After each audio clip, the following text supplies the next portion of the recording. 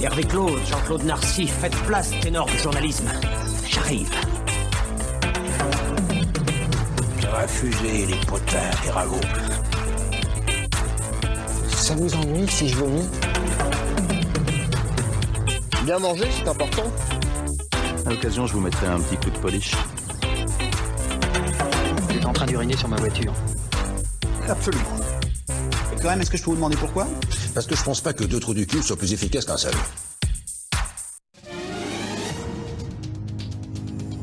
Mesdames, mesdemoiselles, messieurs, bonsoir. Nous sommes le dimanche 18 décembre 2022. Il est 20h et la France n'est pas championne du monde. Ce soir, à mes côtés, j'ai Angelo, supporter de l'équipe de France. Je vais recueillir ses premiers sentiments. Angelo, pouvez-vous nous parler du match de ce soir face aux Argentins? Ah, attends, mais je parle là du coup Oui, tu peux parler. Triste. Bah, sinon, tu vas bien? Ça va. Je suis en vacances. Vraiment? Oui, je suis plus malade et je suis en vacances, donc c'est quand même plutôt... Bon, tant mieux, tu me rassures, j'ai eu peur, j'ai cru que ton après-midi était ruiné par ce match. Si, ça l'est. Et en face de moi, j'ai Pépé qui accompagnait Angelo au PMU chez Sylvie cet après-midi pour voir la finale. Et donc, qu'est-ce que t'as pensé de ce match, Pépé? C'était un très bon moment. Très bon moment. Ça finit très mal, mais c'est un moment fort en émotion. Tir au but, ça pourrait être pire. Voilà. Donc, vous l'aurez compris, vous nous écoutez en janvier. Nous, on enregistrait donc fin décembre, un petit peu avant Noël.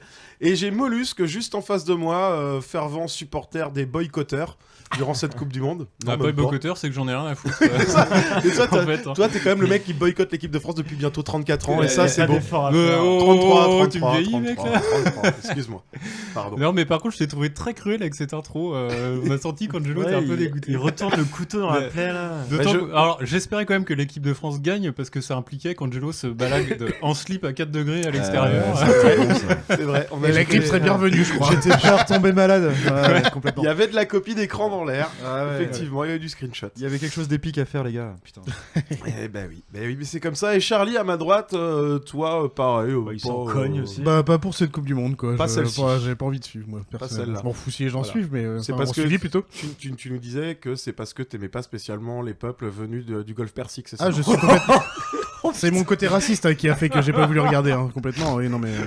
des années de racisme dans la famille Interpro, c'est bien connu. De mon grand-père, ancien nazi. Ça dérape. Tombé du Mirador. Il était pour l'Argentine, quoi. Il était merci, il m'a pris ma blague. C'est pour ça qu'aujourd'hui, du coup, on est assez content quand même. La famille. On va couper ça, on est d'accord? Pas du tout, tu plaisantes. Moi, j'en ai rien à foutre spécialement. Et moi, écoutez, oui, comment tu vas, je vais bien aussi. J'ai pas vu non plus le match. J'ai pas particulièrement boycotté, mais j'ai pas suivi. J'ai suivi par les différents articles et un peu. J'ai écouté là pour tout te dire les 20 dernières minutes à la radio. Alors du coup, les 20 dernières minutes du temps réglementaire. Et du coup, je suis tombé sur le doublé d'Mbappé qui renversait un match visiblement très mal engagé, si j'ai bien compris. Je l'ai pas vu. Exactement. Bon voilà. C'est pas pour cette année, ça sera pour la prochaine fois. Voilà, c'est pas grave. Puis en plus, ce sera Amérique et Mexique, États-Unis et Mexique. Oh. Et Canada. Et Canada, oui, voilà. C'est États-Unis et Mexique, comment on va faire pour passer le mur à chaque fois? Je sais pas, alors écologiquement ça sera encore pas ouf, mais au niveau des droits humains ça sera peut-être un petit peu mieux quand même, voilà. C'est ça. Ah, mais il y aura de la weed. Ça va être de... bien, ça va être de la coke et tout. À Los Angeles, oh non. Ah, mais en Mexique, Mexico. mais par contre c'est de ma faute, parce que j'ai lancé un peu le truc, mais on est quand même pas trop venu là aujourd'hui. C'est clairement dans les thématiques. Clairement dans les thématiques. On balance le sujet et on passe à autre chose. Parce que j'ai très hâte de voir comment Pedro va retourner ça justement par rapport au sujet. C'est très simple. Qu'est-ce qui est petit, qui a des petites dents, qui court très vite partout? Non, ce n'est pas Messi. Passe partout. non, c'est pas très petit en plus. Ça m'arrangeait juste de dire ça. On va parler des vampires en ce mois de janvier. Exactement. Ce mois de janvier, les impôts sont passés le mois dernier. Vous avez déjà fait un peu vampiriser avec les mauvaises nouvelles là. Une première saignée. Voilà, c'est ça. Vous êtes déjà. Ça y est, tous les éditeurs se sont barrés. Merci Pedro. Et ben voilà, donc on va parler vampires. Et pour parler vampires ce soir, j'ai autour de moi une fine équipe qui s'est présentée, qui nous a dit que la Coupe du Monde finalement ça avait pas l'air de trop. Non, si à part Angelo, que ça, voilà, et qui a l'air de bien aller. Alors, comme j'ai la lourde tâche de vous introduire le sujet, je vais me lancer tout de suite. Moi, quelqu'un a quelque chose à dire sur les vampires avant que je ne me lance? Non, issus du sang. Non, issus du... Bravo. C'est bien, j'allais vous poser la question. Des connaissances que je pourrais vous donner. Non, je rigole. C'est vite ça. Ça ne m'étonne pas. Alors, je vais t'aider, mon cher Charlie, puisque vampire, Non masculin. Fantôme sortant la nuit de son tombeau pour aller sucer le sang des vivants. Exemple, un film de vampire. Deuxième petit trait. Homme avide d'argent. Un vampire, c'est une créature légendaire qui mord les humains pour boire leur sang. Tu vois, t'avais bon. Tu vois, c'est bon. Une fois mordue, la victime devient, elle aussi, un vampire. Toujours selon la légende, si l'on veut tuer un vampire, il faut lui planter un pieu dans le cœur. Entre autres. Le vampire est un être immortel appartenant au sous-groupe des morts-vivants. Tu vois, il n'y a même pas son vrai groupe. C'est un peu... voilà, bref. Par extension, le vampirisme, c'est l'intérêt pour ces créatures imaginaires, ces personnages très populaires qui ont été beaucoup utilisés dans les légendes, les histoires, les livres, et qui, même au cinéma.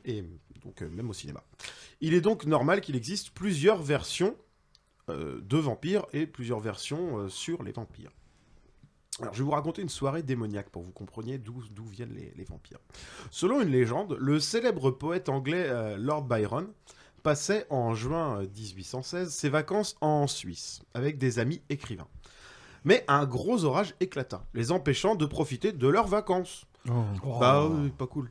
Alors Byron eut l'idée, pour s'occuper, vu qu'ils n'avaient pas la télévision à l'époque et pas Netflix, de proposer à ses amis d'écrire chacun une histoire qui fait peur pour se la raconter le soir.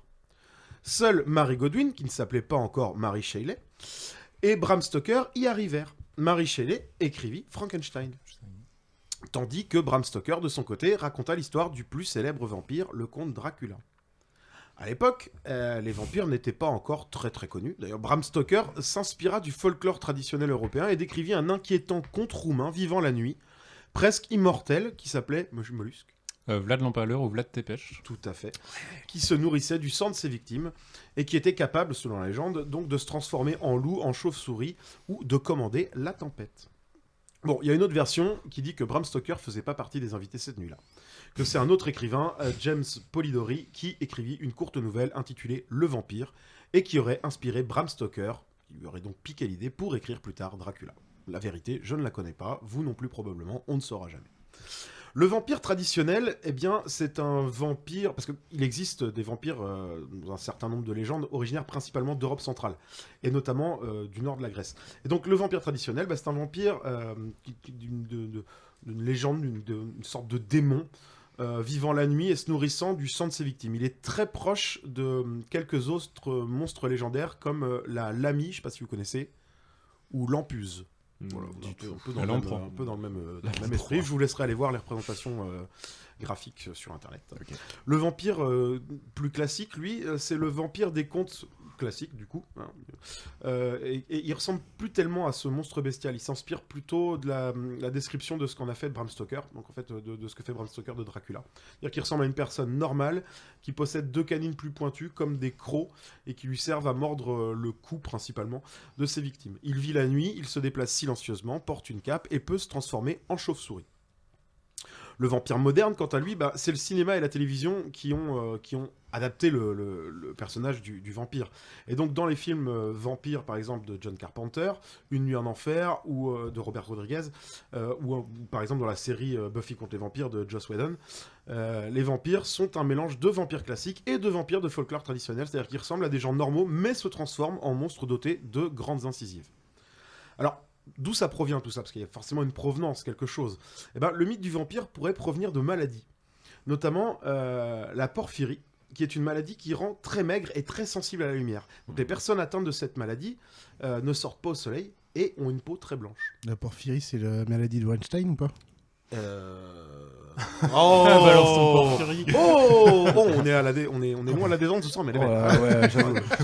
Là, je viens de réaliser, là. Ça y est. Magnifique scud avec 4 ans de retard, mais superbe. Allez, présente. Oh, bah d'accord, tu veux que je la refasse? C'est la maladie de Norman. En plus, il est blanc comme un cul, ça marche. Oui, bravo, là, tu vois, tu t'es bien rattrapé aux branches. Il y en a tous les 2 mois, donc... c'est pas faux. On aurait enregistré la semaine dernière, paf, on avait Morandini avec. On est en forme, là, on est en forme. Cette maladie aurait effrayé les gens de l'époque qui auraient attribué ses caractéristiques à une créature maléfique, le vampire. Et d'autres maladies auraient pu inspirer le mythe du vampire, comme la tuberculose, qui fait cracher du sang aux individus atteints de cette même maladie. Ou encore la rage, qui rend la bouche mousseuse et et ça c'est assez amusant, je l'ai appris en préparant la chronique, et qui rend les gens sensibles aux odeurs fortes comme celle de l'ail. Voilà. Alors je vais vous décrire un petit peu le vampire pour que, au cas où vous en rencontriez un jour, vous puissiez au moins le reconnaître dans un premier temps. Donc même s'il est assez difficile à décrire, parce qu'il existe plein de versions et autant qu'il y a de légendes, certains points reviennent régulièrement quand même. Donc le vampire est un mort-vivant, ça voilà, on est tous d'accord là-dessus. Habituellement, quand une personne mordue par un vampire meurt, à la suite de ses blessures, elle ressuscite et devient un vampire à son tour. Le vampire vit la nuit. Il supporte pas la lumière du soleil qui le brûle mortellement. Il passe donc la journée à dormir dans un cercueil bien caché. Le vampire possède des canines très longues, comme des crocs, qui lui servent donc, je vous le disais tout à l'heure, à mordre le cou de ses victimes pour boire leur sang. Et dans certaines versions, il a toutes les dents très longues. Le vampire est généralement représenté vêtu d'une cape et d'un costard. Pourquoi ? Je ne sais pas, vous non plus. Très bien, continuons. J'expliquerai tout ça tout à l'heure. Ah, super. Le vampire est très fort, il peut briser facilement des objets, porter des choses très lourdes et sauter très haut. Ouais, il a un petit côté Superman. C'est pour ça qu'il est super cool. Le vampire peut ramper le long d'une surface verticale, la tête en bas, et même au plafond. Dans certaines versions, il peut même voler. C'est Spider-Man en fait. Et le vampire aime bien les animaux qui font peur, notamment les chauves-souris. Selon les versions, il peut contrôler les chauves-souris, ou même se transformer lui-même en chauve-souris, ou parfois d'autres animaux. En loup. Exactement, je le disais tout à l'heure. Dracula était capable de contrôler les rats et de se transformer en loup, par exemple. Entre autres. Voilà, tout à fait. Alors bon, maintenant que je vous avais appris à reconnaître les vampires, savez-vous comment lutter contre un vampire ? Non, très bien, ça tombe bien, je suis là pour vous apprendre. Le vampire, c'est un personnage extrêmement dangereux. Mais d'après les légendes, il existerait un certain nombre de moyens pour lutter contre lui. Alors, dans les moyens qu'on connaît, il y a le crucifix. Hein. Il a peur du crucifix, puisque on est censé... donc, s'il en voit un, il fuit à toute berzingue. C'est mon cas aussi. Hein. Le vampire déteste l'ail aussi. Donc, on peut s'en servir pour l'empêcher de s'approcher. On peut se faire un collier d'ail, par exemple, la nuit, si vous voulez être sûr de ne pas vous faire mordre. Pour être trendy. Vous mettez de l'ail dans votre lit, c'est exactement ça. L'eau bénite aussi. Alors l'eau bénite, ça brûle les vampires comme nous, l'acide nous brûle. Comme nous, tout simplement. Comme nous, c'est vrai. Si on parvient à tuer un vampire, il peut ressusciter. Alors c'est un mort-vivant. Alors pour éviter ça, il faut lui planter un pieu dans le cœur. Et donc, selon les légendes, il faut plutôt lui couper la tête aussi. Hein. Et même carrément faire les deux. C'est encore plus sûr. C'est comme les sapins l'été, il faut les étêter. Hein. C'est pareil. Bravo, c'est ça. Le meilleur moyen de se débarrasser d'un vampire, c'est de l'exposer à la lumière du jour. Enfin, il est un peu con, tu l'attires dans un piège. Viens voir, j'ai du shit, viens voir. Ouais, et normalement, là, le vampire, il y a un rayon de soleil qui se pose sur lui et il brûle, tu vois. Le soleil le brûle et le réduit vraiment à l'état de cendre. Donc dans certaines légendes, le vampire n'a pas de reflet dans le miroir aussi, ce qui est un bon moyen de le démasquer. Tu vois, t'as un pote, tu sais pas trop si c'est un vampire, tu vas devant le miroir avec lui, pof, tu le vois pas, c'est un vampire, tu peux le buter. Alors faut avoir le pieu dans ta poche. Je pense qu'il y a déjà des potes, ça fait longtemps qu'ils ont pas vu de miroir. Est-ce que c'est pareil ou pas? C'est possible. Et certaines légendes est-ce que tu peux le prendre en photo du coup? Non. Normalement non. Ça, non. Ouais, normalement non. Hein. Et certaines légendes affirment également que les vampires craignent les armes en argent, un peu comme les loups-garous. Alors voilà, ça c'est si vous avez un peu de pognon ou si votre grand-mère vous a laissé un peu d'argenterie, vous aiguisez un peu les cuillères à soupe parce que ça sert pas souvent quand même. Et voilà, vous pouvez lutter efficacement contre les vampires.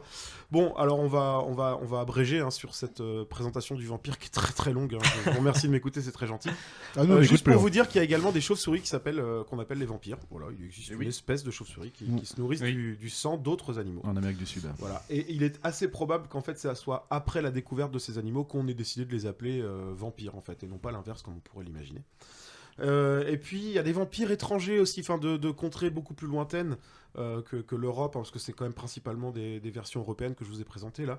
Et le mythe des vampires donc varie selon les pays. On a le Jianqi, qui est un vampire chinois qui saute pour capturer ses victimes et aspirer leur énergie vitale. Dans les Caraïbes, il existe le mythe du loup-garou. Alors, L2OGA2O. Voilà. Okay. C'est une femme ayant vendu son âme au diable et qui aspire le sang des gens la nuit. Et c'est une croyance assez fervente d'ailleurs là-bas. Le jour, elle ressemble à une vieille femme d'ailleurs. Et puis il y a aussi d'autres vampires qui existent par les pays. Mais je vous laisse découvrir, approfondir le sujet si ça vous intéresse. J'ai déjà été suffisamment long. Merci messieurs de m'avoir écouté religieusement. Si vous n'y connaissiez rien en vampire, j'espère vous avoir un petit peu éclairé. Ah bah pour ceux qui connaissaient pas, c'était nickel. Merci. Alors, moi, ils ont vraiment la bonne base, on peut rien dire. C'était très complet. Mollusque, aimes-tu l'ail? Oui, ça va. Ok, Donc, c'est ce n'est bon, pas un c'est bon, vampire. C'est bon, j'avais un doute. Tu vas avoir de l'ail et de l'oignon pour puer de la gueule et péter, oui, t'inquiète pas, oui. Moi, je vous le disais en amont, j'étais très content de préparer l'introduction parce que je ne joue pas très vampire, moi. Ça n'a jamais été trop mon truc. Du coup, j'y connaissais pas grand-chose et j'ai découvert plein de trucs super intéressants. Ça mêle vraiment la petite histoire, enfin l'histoire avec un grand H et l'histoire avec un petit H. Mais vous, je crois être un peu plus. C'est quelque chose qui vous inspire un petit peu plus. C'est quoi votre premier rapport aux vampires? C'est Vampire Diaries, Lesbian Vampire, Sweet avec Patinson, bien sûr. Tout ça, quoi. Ouais. Rien avant ça, vraiment? Non, en vrai, c'est Buffy contre les vampires, surtout. C'est Buffy contre ouais, c'est vraiment le vrai truc qui m'a mis dedans. Je pense que c'est ça, c'est une des premières références aux vampires. Pour nous, des années 80-90. Ou alors Draculito, peut-être, le dessin animé. Parce que Pépé, t'avais déjà 24 ans quand il est Buffy contre les vampires. On dirait regarder avec film, ma petite sœur, quoi. On dirait un film porno italien, Draculito. Comme ça. Et après, pour un peu plus vieux, c'est Entretien avec un vampire, Dracula. Ah bah voilà. Ah oui, exactement. Moi, c'est mon premier, je pense, Entretien avec un vampire. Après, il est long et lent, Entretien avec un vampire. Tu voulais dire chiant? Il est long et lent. Bah moi c'était Buffy aussi. C'était Buffy aussi. Et alors moi c'est Nosferatu, mais je reviendrai dessus. Ouais bah ça c'est un bon film aussi. Mais je pense que dans tous les dessins animés qu'on a vus, on a eu des références aux vampires. Avant Buffy, les contes de la crypte, on savait ce que c'était qu'un vampire avant de voir Buffy. Peut-être les contes de la crypte ou les Fais-moi peur aussi éventuellement. C'est ça, je pensais à ça. Les Fais-moi peur, j'ai peut-être plus souvenir du loup-garou que du vampire. Oui, pareil. Mais je pense qu'on connaissait très tôt le mythe du vampire, parce que je vois dans les livres qu'ont mes enfants, ça m'est arrivé plusieurs fois de tomber sur des références à des vampires. Ah ouais, déjà. Ouais. D'accord. Dans les J'aime lire, dans les trucs comme ça. Et comment ils sont représentés dans les J'aime lire? Bah ils sont en général c'est souvent des gentils en fait. C'est mode Hôtel Transylvania ou un truc comme ça. Ils les nourrissent de quoi du coup? Truc très con, mais dans Tom Tom et Nana, il y a un épisode, un tome où Tom se déguise en vampire pour Halloween, je crois. Ah, c'est possible. C'est possible. Putain, ça sollicite une Ah, mémoire. Ouais, c'est comme on dit, Buffy, c'est le truc qui m'a plus marqué. Ouais, il y a sûrement eu avant, mais c'est vraiment le truc qui m'a marqué en premier. Moi, Nosferatu, je suis tombé dessus en CM2, donc beaucoup de télé comme mais en tout cas, je reviendrai dessus. Avant ce soir, vous n'étiez pas vierges tous les quatre de pas du tout. vampirisme. Non. Et en fait, ce qui est très bien, c'est que tu as fait une introduction qui est très complète et je vais pouvoir revenir sur pas mal de choses qui ont en fait été apportées par Bram Stoker. Ah, très bien, ça tombe bien. Alors je t'avoue que clairement en fouillant un petit peu, même si je me suis pas trop étalé dessus, effectivement, c'est Bram Stoker qui semble être un petit peu le pape, parrain, le padré du vampire game. Le papounet. Bah, eh bien, on va quand même revenir vite fait sur justement Vlad l'Empaleur qui avait cette réputation, donc c'est un personnage historique, qui avait la réputation de boire le sang de ses ennemis dans leur propre crâne et tout le bordel. Donc ça tient pas de la légende, ça c'est de la grande histoire. Alors justement, c'est un personnage historique, mais il se trouve que ces histoires-là sont une réputation qui est issue d'une campagne de propagande pour le décrédibiliser, quoi. Ouais, d'accord. Donc c'est un personnage qui a été construit dans un contexte historique, mais dans un but de propagande. D'accord, ok. Donc oui, c'était pour faire peur aux enfants, il viendra boire le sang. Je doute pas qu'il était cruel le mec, mais après on lui a peut-être prêté des traits qu'il avait pas vraiment. D'accord.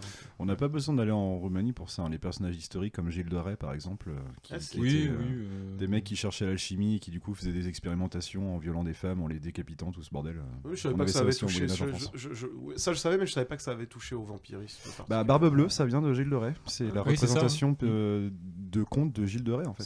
C'est vrai qu'on n'est pas loin finalement. Bref, tout ça pour dire que vous ouvrez le champ des possibles. Et du coup, Pedro, suite à tes recherches, tu es devenu un vrai mordu de vampire. J'ai ça dans le sang, Pépé. Ah la vache. Eh bien, sur ces bons mots, je propose à Charlie de nous poser quelques questions pour Radio Tonton. J'ai pas la foi après tout ça. Continuer à faire l'état des lieux de nos connaissances sur les vampires à grandes dents. C'est bien, vous êtes dans la thématique. Je vous dis, pendant le petit générique, prenez une ardoise, un stylo, les gars. Je me flétris au contact du vent. Sous mes poils gris, je sens le parmesan. Stéphanie de Monaco. Perdu. C'est mes bites. Allez. J'ai pas fini de distribuer les ça se distribue, mais je peux quand même expliquer pendant ce temps-là. Vas-y. Ça va être une sorte de petit bac. Je vais vous filer un papier après, les gars, avec tous les thèmes. Mais en gros, il y aura 15 thèmes. Donc vous allez marquer à chaque fois un truc autour des vampires. Et je vais vous dire vite fait les thèmes, mais je vous refilerai le papier. Mais comme ça que vous ayez une idée, c'est. Impeccable. genre un film autour des vampires, un livre, une série, un manga animé, un dessin animé, série ou long métrage, je vais pas être chiant. Actrice, acteur, autrice, auteur. Pouvoir connu, point faible connu. Mais ça va être une Un galère, lieu ton d'habitat de vampire. Et après, les 5 derniers, c'est de l'invention, donc ça va être drôle, je pense. Inventer un nom de film, inventer un nom de vampire, inventer un pouvoir, un point faible, et un nom d'entreprise de vampire. J'aimerais bien ce que vous pouviez. Ok. Je vous file les papiers parce que vous ne les regardez pas tout de suite, je vous demanderai. Parce que vous aurez 1 minute 30 pour remplir. Oh la vache. D'une façon ou d'une autre, vous en remplissez un maximum. Même si quelqu'un. Pas avant nous. Hein. Mais alors, l'Ardoise, ça sert à quoi du coup? Il faut qu'on. L'Ardoise, c'est écrit tes réponses. Pardon, d'accord. Sur tous les thèmes que tu as cités, on doit. Attendez.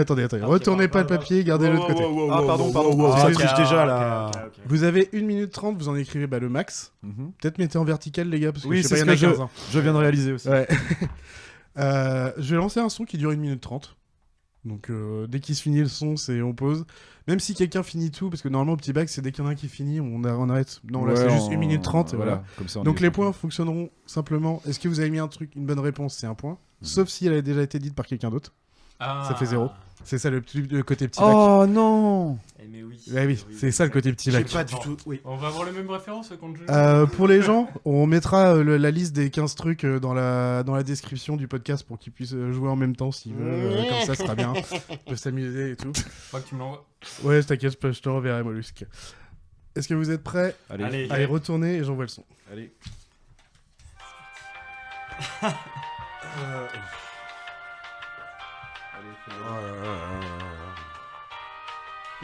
Petite musique. Bonjour et bienvenue dans ce podcast spécialement pour les vampires avec que des blagues sur les vampires.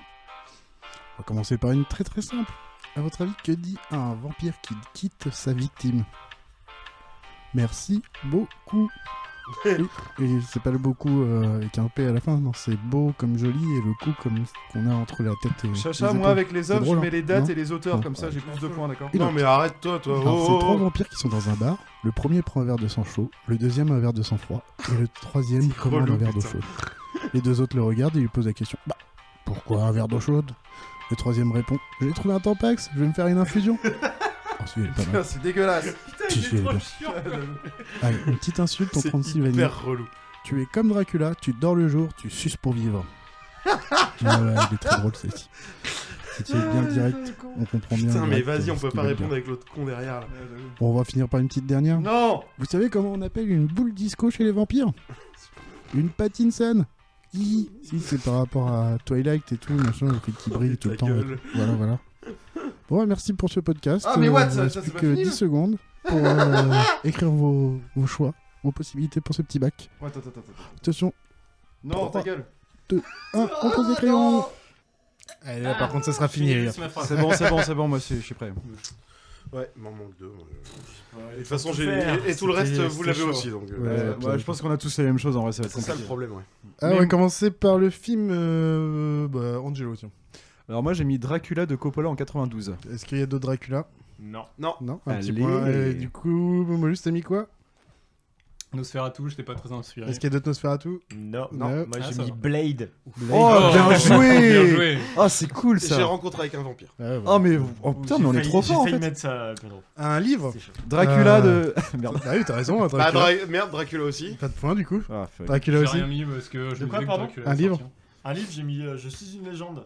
Ah oui, ça marche. Ah J'avais un peu bâtard, fait, j'y ai bien pas joué. pensé. Attends, Putain, c'est pas bien des joué. zombies Si. Dans le C'est film, des c'est des zombies. Ouais, mais dans Bah, le dans livre, c'est des le vampires. livre, C'est c'est dans des les zombies vampires. conscients. Non, c'est des vampires à la C'est des base. vampires dans le livre. Une Ah, ok, série, my bad. une série Molus, tiens.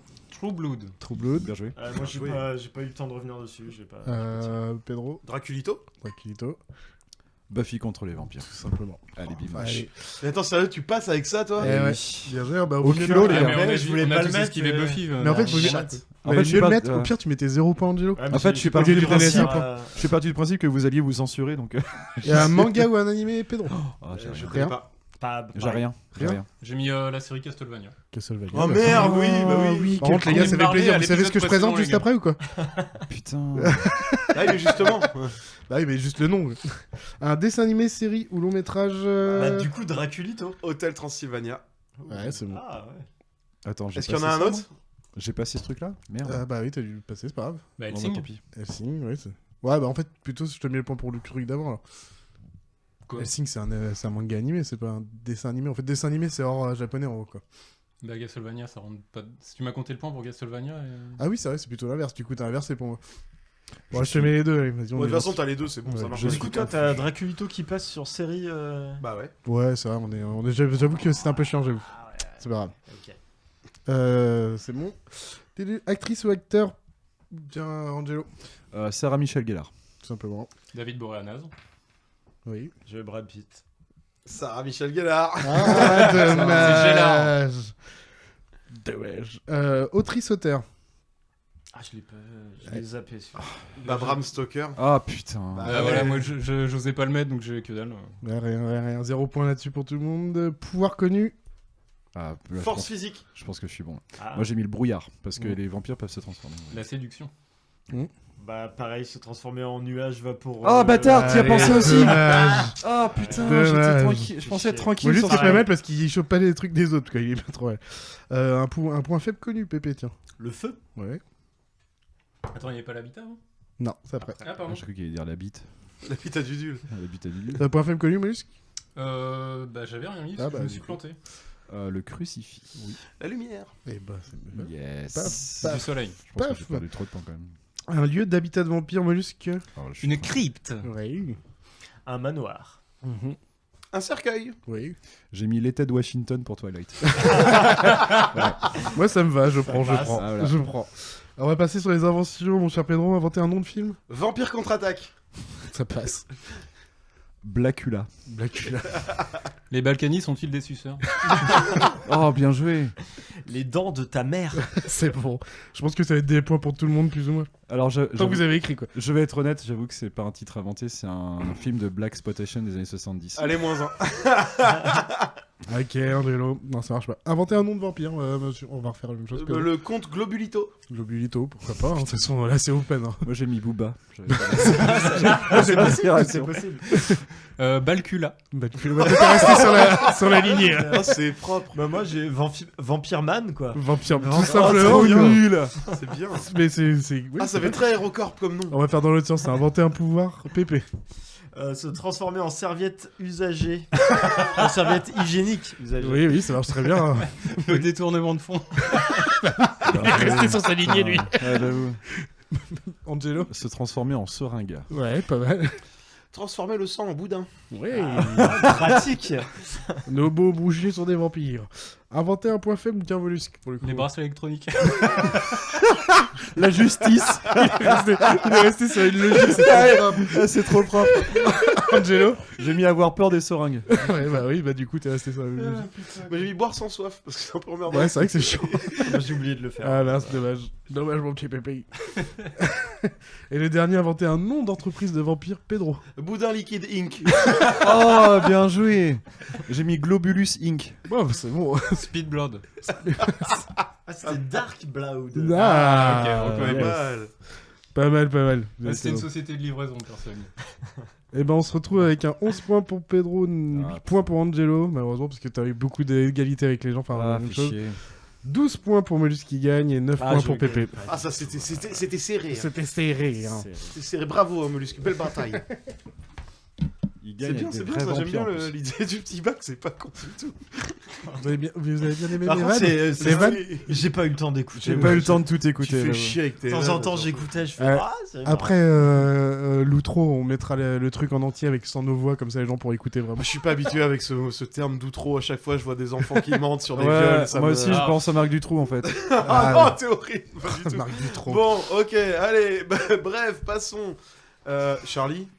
Ouais. Tu te vois enchaîner là? Ouais, carrément, je suis allez, chaud. hop, vas-y, t'enchaînes, c'est à toi, je te lance. Allez.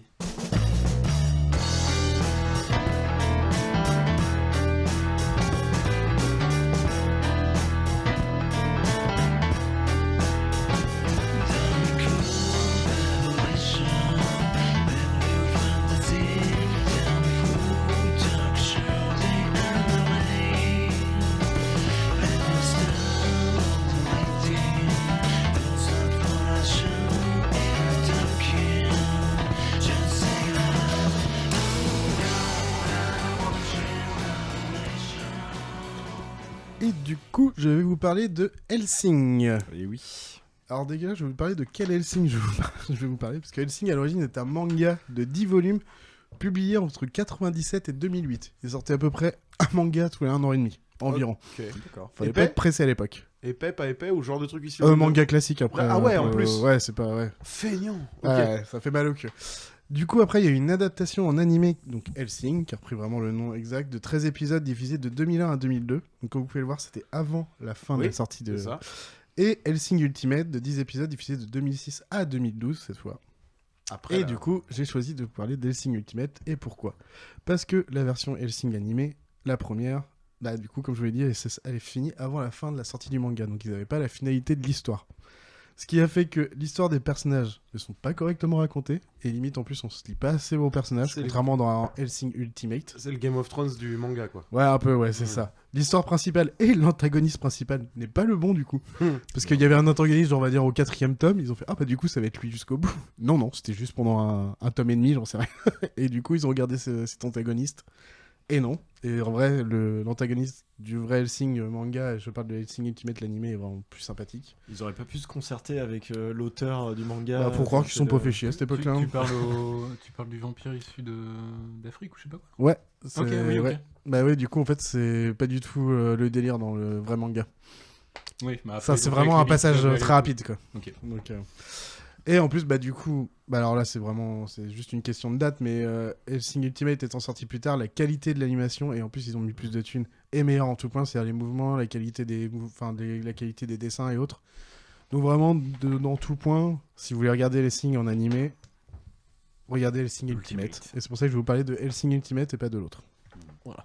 Pour mettre les bases. Maintenant, de quoi ça cause tout ça ? Eh bah, de vampires, c'est un truc de fou. J'ai remarqué que ça touchait aussi pas mal de thèmes qu'on a eu, parce qu'il y a l'amour, les zombies, un peu de policiers, un peu de trucs, on a fait quand même pas mal de thèmes autour de ça, mais le truc principal, bien sûr, c'est les vampires. Donc Hellsing, c'est le combat de la fondation Hellsing. Ah mais attends, ça n'a rien à voir avec Van Helsing. Bon aussi, c'est tiré de là, mais... Si, ça a un rapport... C'est tiré de là, mais c'est juste pour le nom, c'est pas pour... Il n'y a pas Van Helsing dedans. Donc c'est le combat de la Fondation Hellsing, les chevaliers de l'ordre royal protestant en Angleterre, contre les ghouls et vampires, accompagnés du vampire Alucard et de Victoria Serras, une policière transformée en vampire lors du premier épisode par Alucard lui-même. L'organisation tente de combattre et d'éradiquer une recrudescence de vampires anormales ainsi que d'en découvrir l'origine. On y ajoute aussi le Vatican, qui a l'ordre Iscariote, ou appelé aussi Section 13 du Vatican, la version catholique de la Fondation Hellsing, la version SWAT, et bien sûr des nazis du Troisième Reich. Évidemment. Ce qui en fait déjà tout de suite un très bon animé. Donc pendant ces 10 épisodes, on suivra la Fondation Hellsing et nos 2 vampires avec, entre autres, l'investigation sur cette augmentation du nombre de vampires.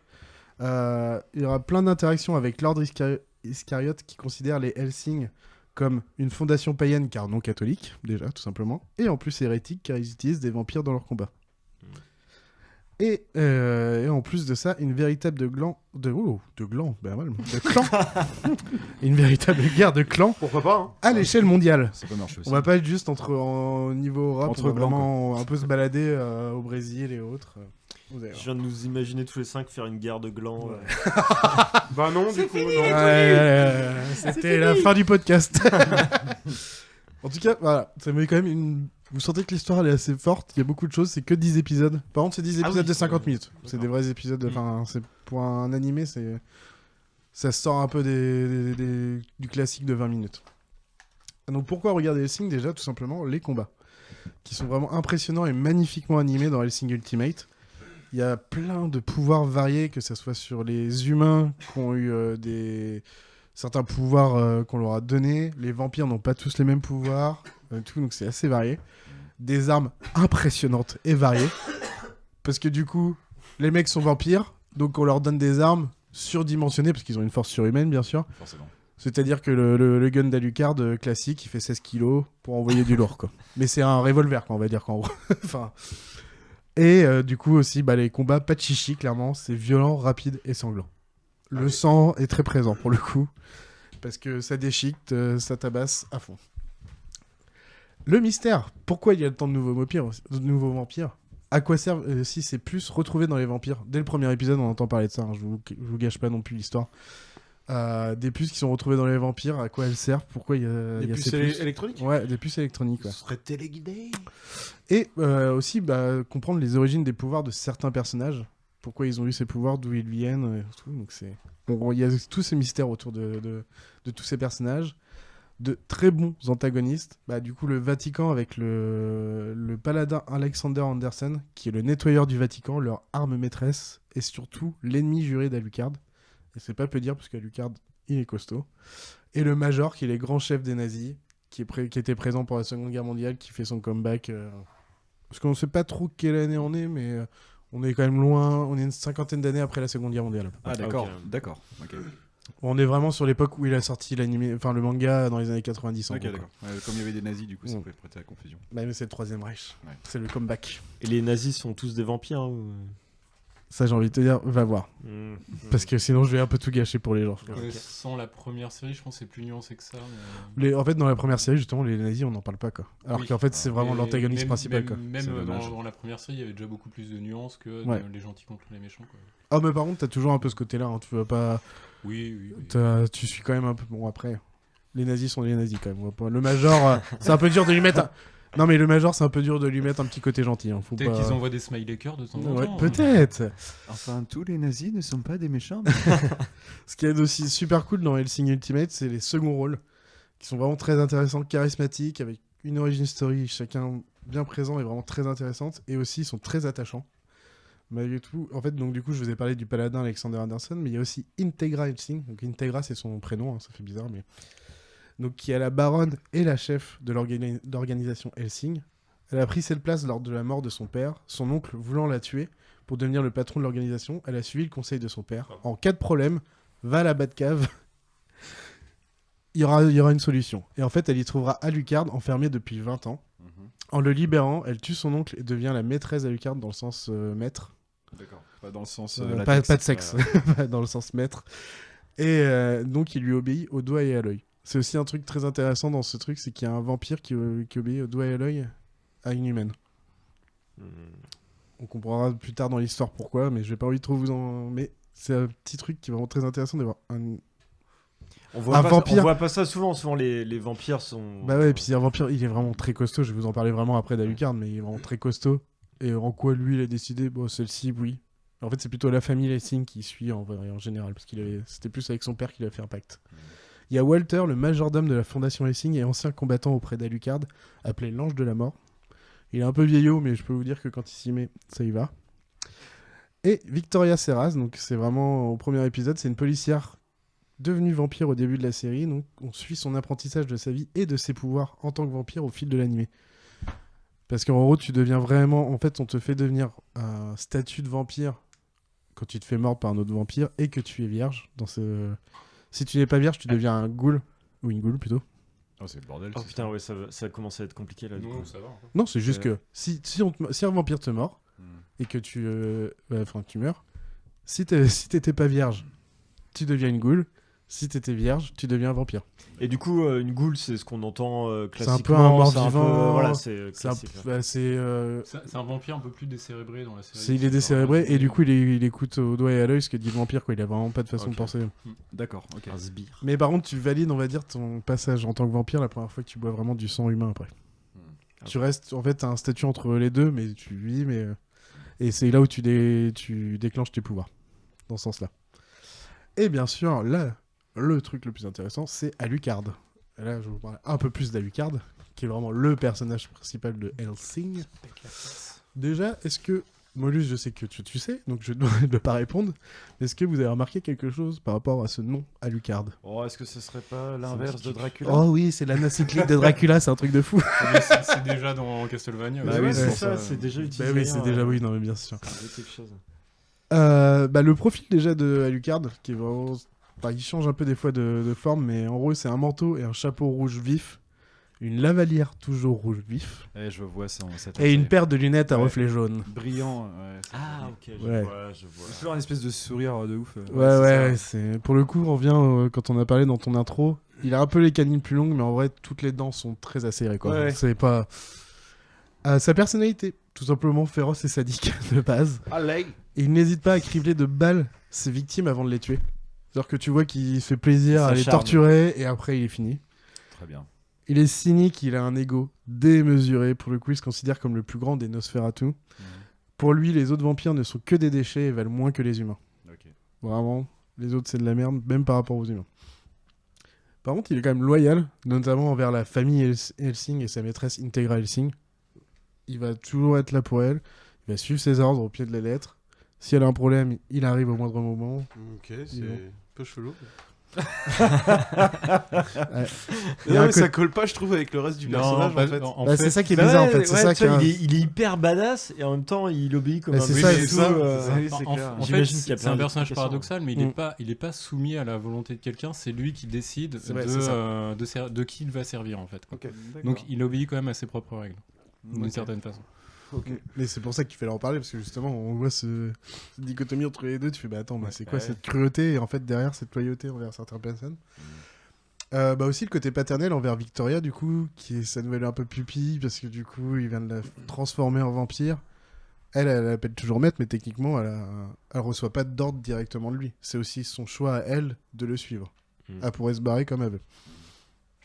Et aussi, il est triste et envieux des humains. Et ça, je trouve, c'est la partie la plus intéressante. En fait, il est envieux en termes de mortalité des humains. Pour lui, ce qu'il y a le plus beau, c'est un humain qui décide de vivre sa vie de mortel et de ne pas succomber à l'immortalité par peur ou par faiblesse d'esprit. En fait, même un de ses antagonistes, à un moment, décide de devenir vampire. Et en gros, il lui dit non, t'es vraiment qu'une merde. Alors qu'avant, je trouvais intéressant. Parce que t'étais un humain qui avait de la force et t'as décidé de succomber à l'immortalité pour essayer d'avoir plus de pouvoir. Et c'est nul. Moi, en fait, pour lui, il a fait cette erreur-là. À l'époque. Il y a moult temps, on sait pas trop exactement, mais très longtemps. Et en fait, pour lui, c'est les humains qui arrivent à vivre leur vie à fond, sans cette faiblesse d'esprit d'attendre la mortalité ou de vouloir plus de pouvoir. Je parle physique et autres. Pour eux, c'est vraiment les vraies personnes en qui il faut croire. Et en qui il peut croire. C'est vraiment des déchets. Il a une admiration pour les humains, les mortels en général. C'est pour ça que ça en revient le côté, en fait, quand il va tuer des vampires, parce que du coup, la Fondation Helsing, c'est ça leur but, de tuer les vampires, les morts vivants. Du coup, c'est pour ça qu'il est sadique, parce que pour eux, c'est de la merde, en fait, qu'il est en train de tuer. D'accord. Alors que si c'était des humains, il serait pas pareil.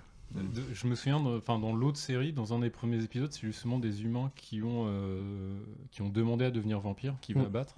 Et justement, il les traite comme des larves. Ouais, oui, c'est ça. Ça explique. C'est vrai qu'il n'y avait pas ce développement-là dans l'autre série, donc ça explique vachement de trucs. Et on y va encore plus loin après dans la série Helsing Ultimate pour le coup. Alors que lui, pourtant, il fait partie de ces gens-là.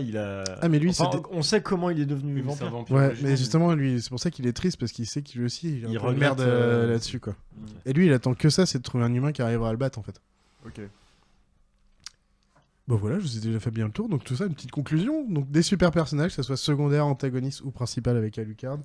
Une histoire captivante, des combats sanglants à couper le souffle. Je ne peux que vous conseiller de regarder l'animé Helsing Ultimate.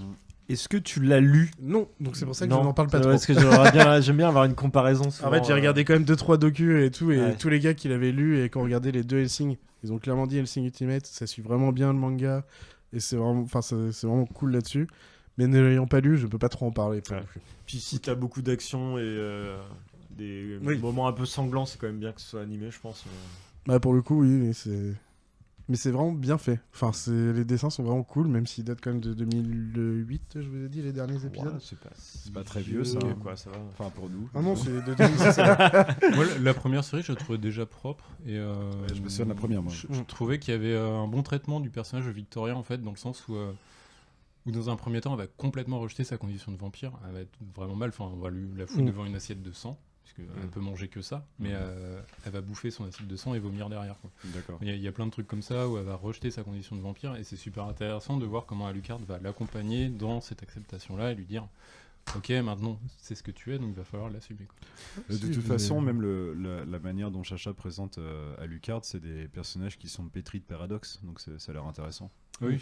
Ah non, mais en fait, c'est vrai que je vous ai pas parlé aussi de ses pouvoirs vite fait, mais en gros, la force surhumaine, traverser des murs, un pro des armes, une quasi-immortalité, parce qu'en fait, à chaque fois qu'il boit du sang d'une victime, c'est comme s'il avalait son âme. Donc c'est-à-dire qu'en fait, à chaque fois qu'il meurt, on va dire, qu'il se fait vraiment défoncer, il peut utiliser une de ses âmes pour régénérer.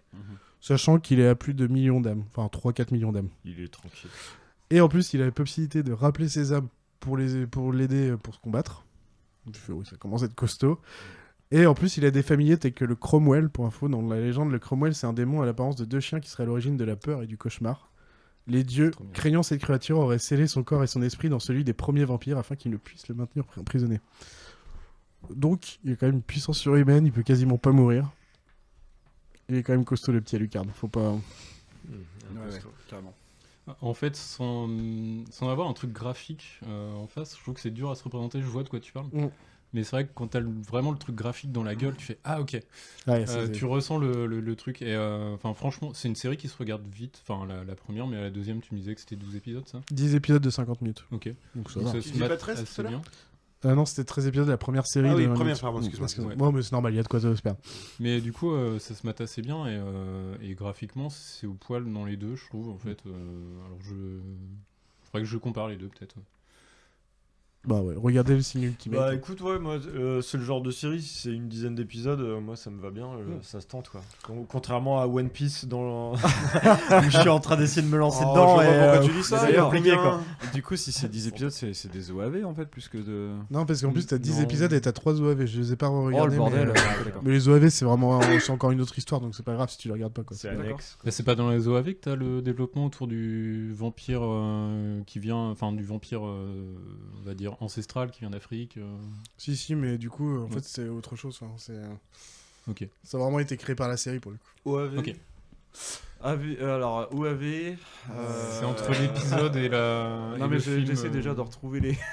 L'acronyme, je sais plus ce en que fait, ça veut dire grosso modo que c'est un mélange entre une série et un long métrage. Enfin, oui, c'est ça. Voilà, c'est l'équivalent de l'EP. Oui. En fait, c'est l'équivalent d'une série courte en peu d'épisodes, mais qui du coup, en termes de qualité, est bien au-dessus. Une mini-série. Voilà, merci. Très bien. C'est souvent complémentaire. Oui, okay. Très bien. C'était une mini-série, très bien. Très bien, parfait. Merci beaucoup, Charlie. C'était. Merci beaucoup, Charlie. Une découverte pour moi parce que j'imagine bien. Je disais tout à l'heure, pas trop ma cam, mais c'est intéressant. Et sachez que j'ai fait un épisode sur Helsing dans Vinyl Vidi Vici. Très bien. Voilà. Que j'ai toujours pas repris d'ailleurs. Tu l'as enregistré, mais pas le dire ça. Bah si, c'est celui. Ah mais si, c'est ton 3e épisode. Sur le Japon. Oui, tout à fait. Sur le prog rock au Japon. Tout à fait, cher ami. Oui, le prog. Tout à fait, cher ami. Voilà. Instant promo. Et nous allons maintenant interroger le cher ami Pépé. Allez.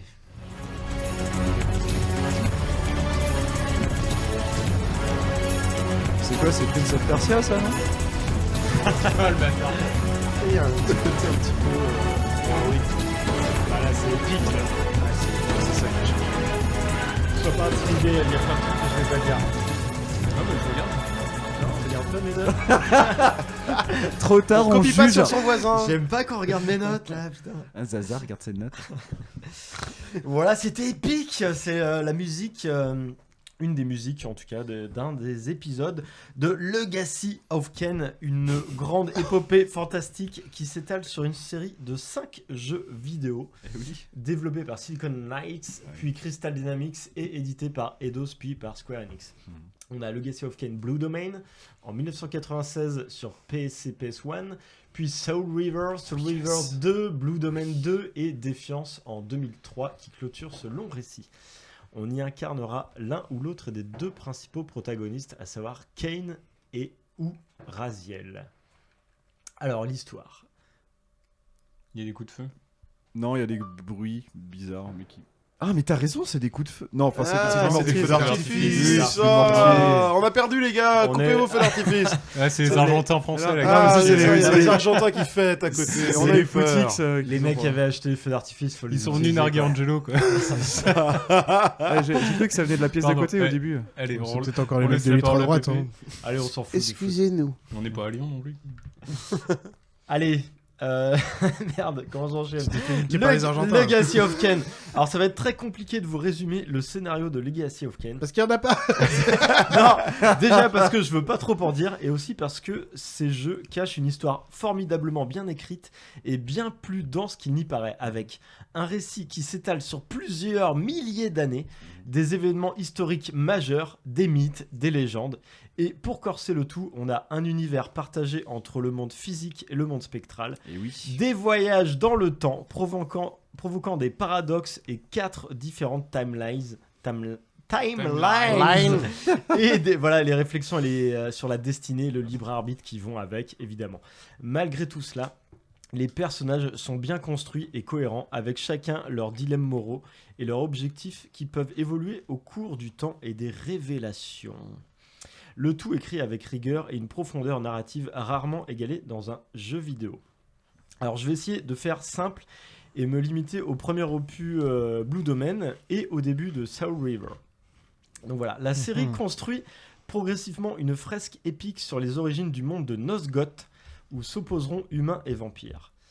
Alors tout d'abord, je dois vous parler des piliers de Nosgoth, garants de l'équilibre du monde.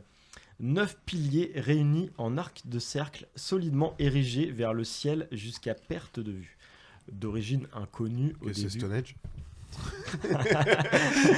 Ouais, c'est Stone Age, mais qui s'élève vers le ciel. Ah, ok, d'accord. Voilà, premier contact. Et ces piliers ont tous un gardien humain corrompu.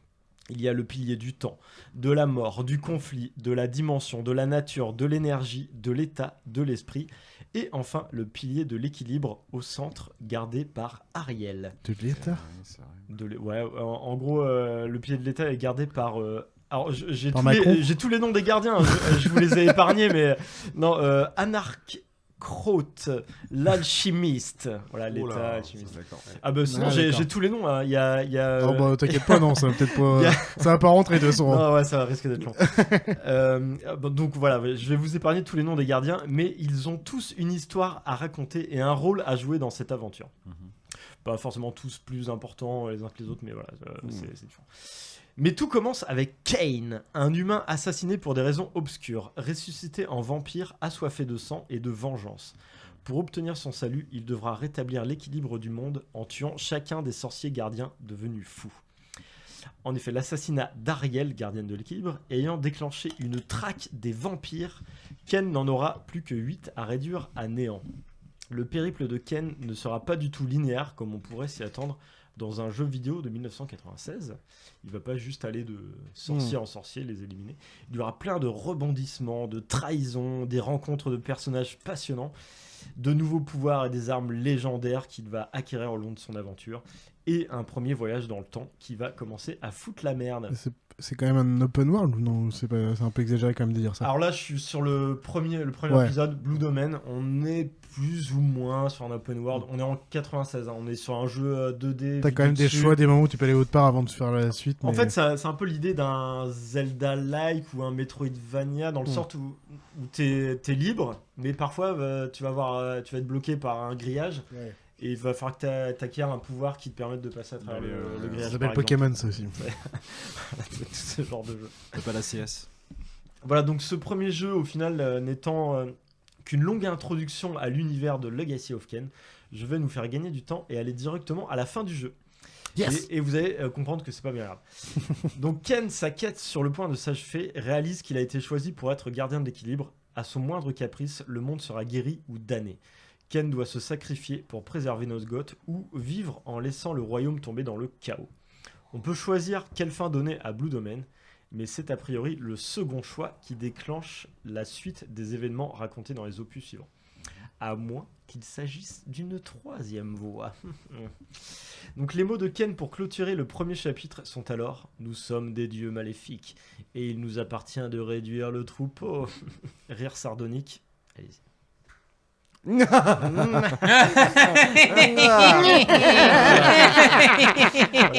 Et bah vous jouez mieux que l'acteur qui fait le rire sardonique à ce moment-là. Donc voilà, tout l'univers de Nosgoth est mis en place, mais on n'a même pas besoin d'avoir joué à Blue Domain pour lancer la suite de Legacy of Kain. Sa suite, Soul River, va exploiter cet univers, nous le faire redécouvrir et l'enrichir pour nous conter une histoire encore plus épique et encore plus tordue. En fait, l'intro de Soul River, probablement une des plus belles que j'ai vues dans ma jeunesse, et même peut-être après, est parfaite pour présenter le contexte. Kain tel qu'il est devenu, et Raziel, le nouveau protagoniste. Reconnaîtrez-vous la voix d'ailleurs? Écoutons le début de l'intro.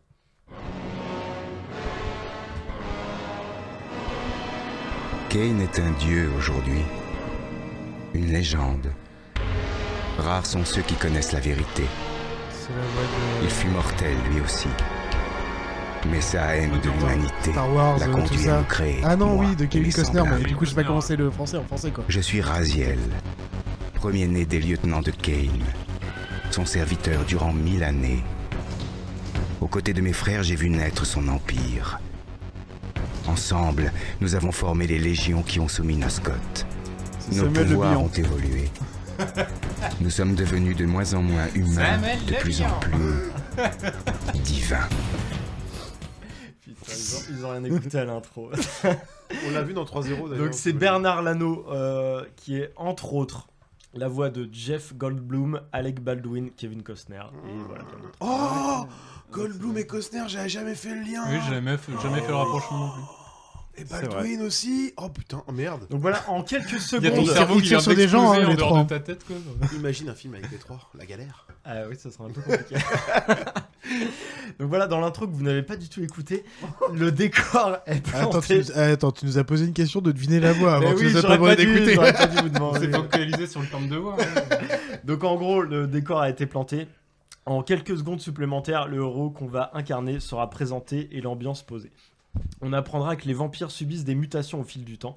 Raziel surpassera son maître en arborant des ailes. Ken, fou de rage, les lui arrache et le condamne à l'éternelle damnation en le jetant dans les entrailles du lac des morts où son corps se décomposera lentement pendant des siècles. Le lac des morts. Jusqu'à reprendre connaissance grâce à l'intervention mystérieuse d'un soi-disant dieu ancien qui s'adresse à lui avec la voix de Morgan Freeman cette fois-ci. Ouais. Que des voix qu'on connaît, qu'on aime.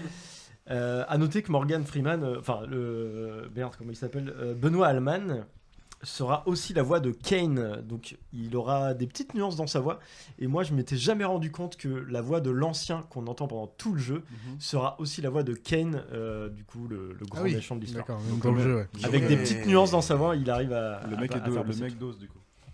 Donc voilà, Raziel, héros tragique, autrefois lieutenant de Kane, condamné pour être devenu un vampire XP+, aujourd'hui ressuscité et désormais vampire déchu, mort-vivant, dévoreur d'âmes, en quête de vengeance, il est l'ange de la mort. Alors oui, Raziel a subi plusieurs amnésies, aucun souvenir de sa vie humaine et des souvenirs qui peinent à revenir suite à son état prolongé de légumes avariés. Du coup, dans Soul River, on part du principe que personne n'a joué à Blue Domain, le jeu, le premier épisode de la saga. On reprend tout depuis le début, sauf que la narration est bien plus morcelée et faite sous forme de puzzle. Donc la richesse du lore se diffuse progressivement et l'écriture est très soignée. C'est comme Dark Souls. Je n'ai pas joué à Dark Souls, du coup je peux pas te dire. Non, je sais pas. C'est juste pour caler Dark Souls en fait. Soul River et Dark Souls. Moi, je voudrais, Pépé, avant d'aller plus loin, parce que j'ai dû faire une recherche comme un gros vieux il y a 2-3 mois de ça, quand j'entendais les mecs dans les podcasts parler depuis 3 ou 4 mois de lore. Alors, un lore, peux-tu expliquer ce que c'est? Ah oui, c'est vrai que c'est pour cool. nos amis En qui gros, ne tout savent simplement, pas, lore, ça c'est va être- toute l'histoire, l'univers en fait. Voilà, Par l'univers, exemple, on va parler de le lore de Star Wars. La cosmogonie. Mais ouais, voilà, Tout ouais, à tout fait, simplement voilà. avec Ouais, des c'est plus synonymes, compliqué c'est encore mieux. Parce que ça, Non, mais ce que tu vas inclure dans un lore, ça va être aussi les objets un peu que tu vas croire un peu anodins, mais qui vont te dire quelque chose Qui font référence de à l'univers l'univers. dans lequel tu es. Voilà. Ouais. C'est C'est très complet, mais bref. ça Enfin, nécessitait en gros, t'as une histoire, mais derrière, on va te raconter des mythes, des légendes, tout ce qui s'est passé autour. Et c'est pour ça que ça s'étale sur des milliers d'années, parce que t'as contextualisation totale. Voilà, Exactement. Voilà, je vous parlais d'une écriture très soignée et aussi voilà très bien interprétée aussi. Un petit extrait de Benoît Alman juste pour le kiff. Benoît Hamon. Ce monde est ravagé par les cataclysmes, comme si la nature cherchait désespérément à se libérer de l'emprise de Cain. Le destin de ce monde fut déterminé en un instant par un seul homme. Refusant de se sacrifier pour l'équilibre de Nosgoth, Cain a condamné le monde à cette terrible déchéance. Il a alors commis l'irréparable. Aujourd'hui, il est presque trop tard. Nosgoth chancelle. Son fragile équilibre est irrémédiablement menacé. Généralement, quand il parle aussi longtemps dans un film, c'est que le film est pas bon. Hein. Non mais en fait c'est soit qu'il cette voix. Et il doit tirer des balles en circulaire, je pense. Un petit dégueulasse ce film. Et cette voix que j'adore, elle va nous suivre pendant toute l'aventure. Ça fait. La voix incroyable, par contre le bruit de fond était. Ouais, c'était un peu fort. C'était un peu fort. Si vous écoutez avec un casque, bah on va peut-être le dire avant. Non mais ce sera réglé. Faut pas reproduire ça quoi. Ce sera réglé. On va, évidemment, on va devoir travailler tout ça. Vous pouvez compter sur moi. Voilà, donc en moins d'une heure de jeu, on a résumé les points essentiels de Blue Domain que je vous avais résumé précédemment. Raziel part donc en chasse dans un Osgoth dévasté où les derniers humains se sont réfugiés dans un bastion à l'abri des vampires ayant proliféré jusqu'à saturation, envahissant le monde. Raziel doit rétablir l'équilibre de la roue de la vie. Donc voilà pour l'histoire et l'univers, à mon avis, ce qui mérite le plus de s'intéresser à cette saga. Pour parler des vampires quand même, les vampires de Nosgoth, d'où viennent-ils? C'est un peu plus compliqué que ce qu'on a l'habitude d'entendre. Donc au début, il y a les humains, il y a plusieurs races, les humains, les Ilden et les Célestes. Suite à une guerre entre les Ilden et les Célestes subissent une malédiction, les transformant tous en vampires stériles et immortels. Puis viendra Vorador, le premier vampire humain transformé par un Céleste, le dernier survivant des Célestes. Puis Kane, ressuscité par un nécromancien gardien du pilier de la mort, Mortanus. Viennent ensuite les fils de Kane et leur clan. C'est compliqué. En le lisant, je me rends compte que c'est compliqué. Mais en fait, j'avoue que j'ai une flatline là dans mon cerveau. J'arrive plus à suivre. Non, mais en l'expliquant, je me rends compte que c'est compliqué, mais il faut le vivre. En fait, ce sera expliqué petit à petit dans les jeux. Et voilà, c'est pour ça que c'est passionnant, c'est que il y a plein d'infos qui arrivent petit à petit. C'est progressivement amené. Voilà, on te balance pas tout dans la gueule. Peut-être un peu dans le premier épisode, c'est pour ça qu'on peut le zapper. Passer directement à Soul River qui va te présenter tout ça petit à petit. Donc voilà. Alors aussi, les vampires sont assez différents des clichés. En fait, ce sont des monstres puisque les vampires évoluent, ils subissent des mutations. Donc on est très loin du vampire.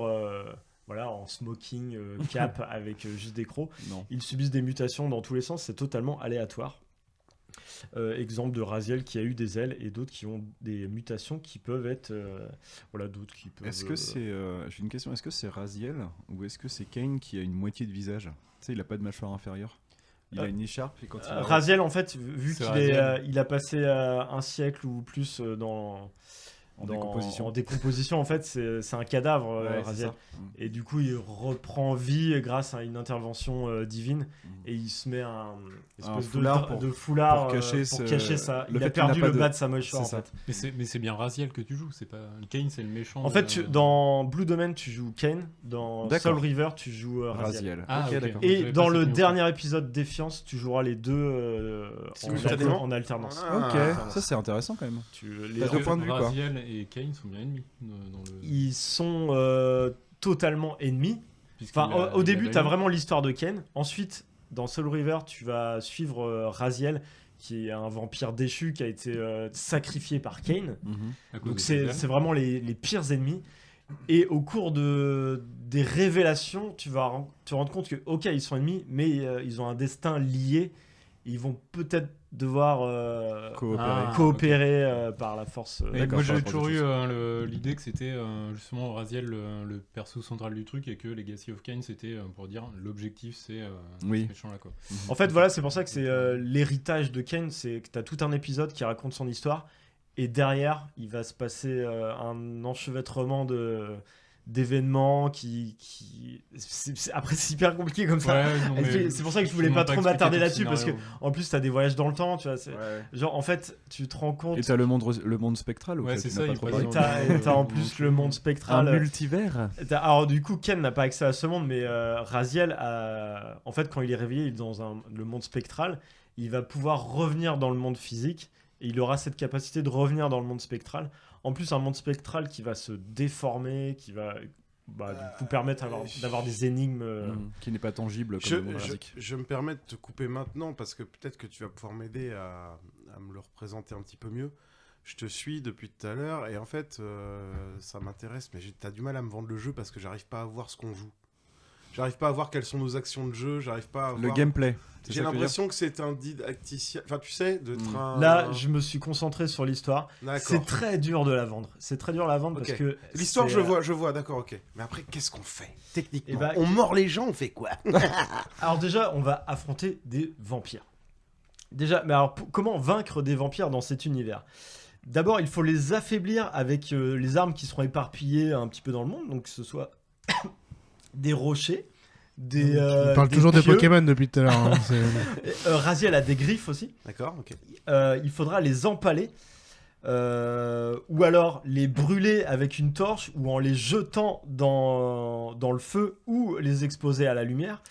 On peut aussi les mouiller. Oui, parce que dans cet univers, les vampires ne craignent pas que l'eau bénite, ils craignent l'eau tout court, qu'ils craignent comme l'acide. Cristalline. Et ensuite, il faudra avaler leur âme pour s'assurer. Parce que oui, Raziel est un dévoreur d'âmes. Il n'est plus vraiment un vampire. Il ne suce pas le sang, il suce les âmes. Ouais. Carrément. Alors c'est un monde en 3D, hein, si tu veux vraiment te représenter visuellement les choses, c'est un monde en 3D. Alors, c'est un monde en 3D des années 90. De la fin des années 90. Donc c'est encore pire. Alors attends, c'est un monde qui est très polygonal. Voilà. J'attaque. Non, c'est surtout la raideur des persos. J'attaque justement le gameplay. D'abord, je reviens vite fait sur Blue Domain.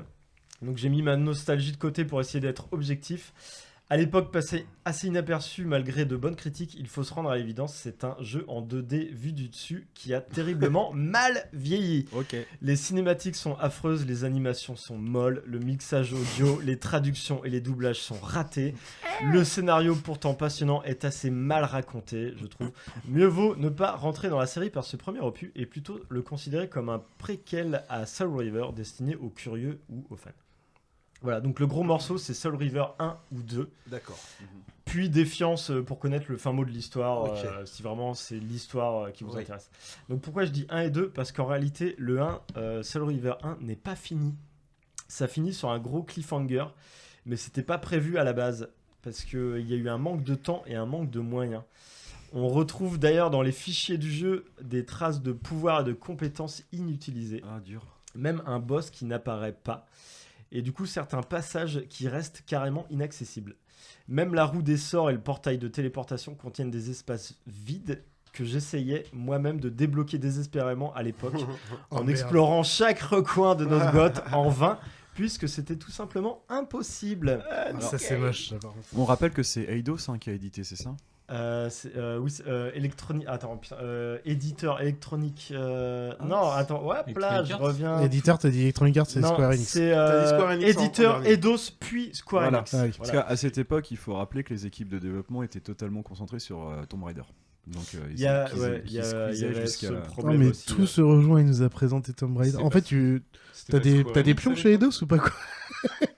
T'as de la thune chez Eidos? C'était pas Square Enix à l'époque? C'est vrai que ça fait plusieurs fois. Ouais. Square Enix a racheté après, c'était Eidos au début. Ah oui, ok. Je croyais mais ouais, du coup, il y a eu pas mal de problèmes financiers, de temps, et du coup, voilà, il a fallu. C'est la fin des années 90, ça se rejoint tout ça. Tout ça. Donc voilà, dans ce jeu Soul River, on évoluera dans un monde ouvert sans chargement. Ce qui est totalement crazy à l'époque. On peut même passer en un instant du monde réel au monde spectral, ce qui va déformer complètement l'univers en 3D, toujours sans chargement. Ça, c'est fou. Ce qui, à l'époque, était complètement ça, c'est complètement J'ai fou pas vu ça ailleurs à l'époque. Ouais. Et voilà, du coup, on va... plus tard pour que ça se généralise, quoi.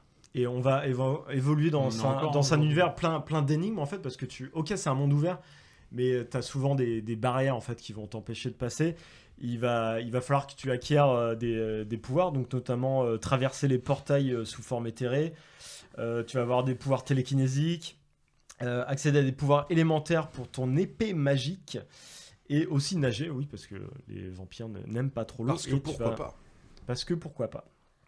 Voilà, pourquoi incarner Raziel, ce sera trop cool dans ce jeu. Déjà parce que voilà, il y a tous ces pouvoirs, les animations de déplacement et de combat sont hyper badass pour l'époque, je trouve. Il peut planer, grimper, agripper des objets énormes avec ses griffes. Il affronte des vampires mutants. Et puis il a cette épée trop badass, la Soul River. Donc la Soul River, c'est cette épée. En fait, c'est une épée qui a une forme physique qui est détenue par Kain. et une forme spectrale du coup qui est détenue par Raziel, en fait détenue dans le sens où voilà, elle est agrippée à son bras, il ne peut pas s'en séparer. Donc ils ont tous les deux un morceau de l'épée.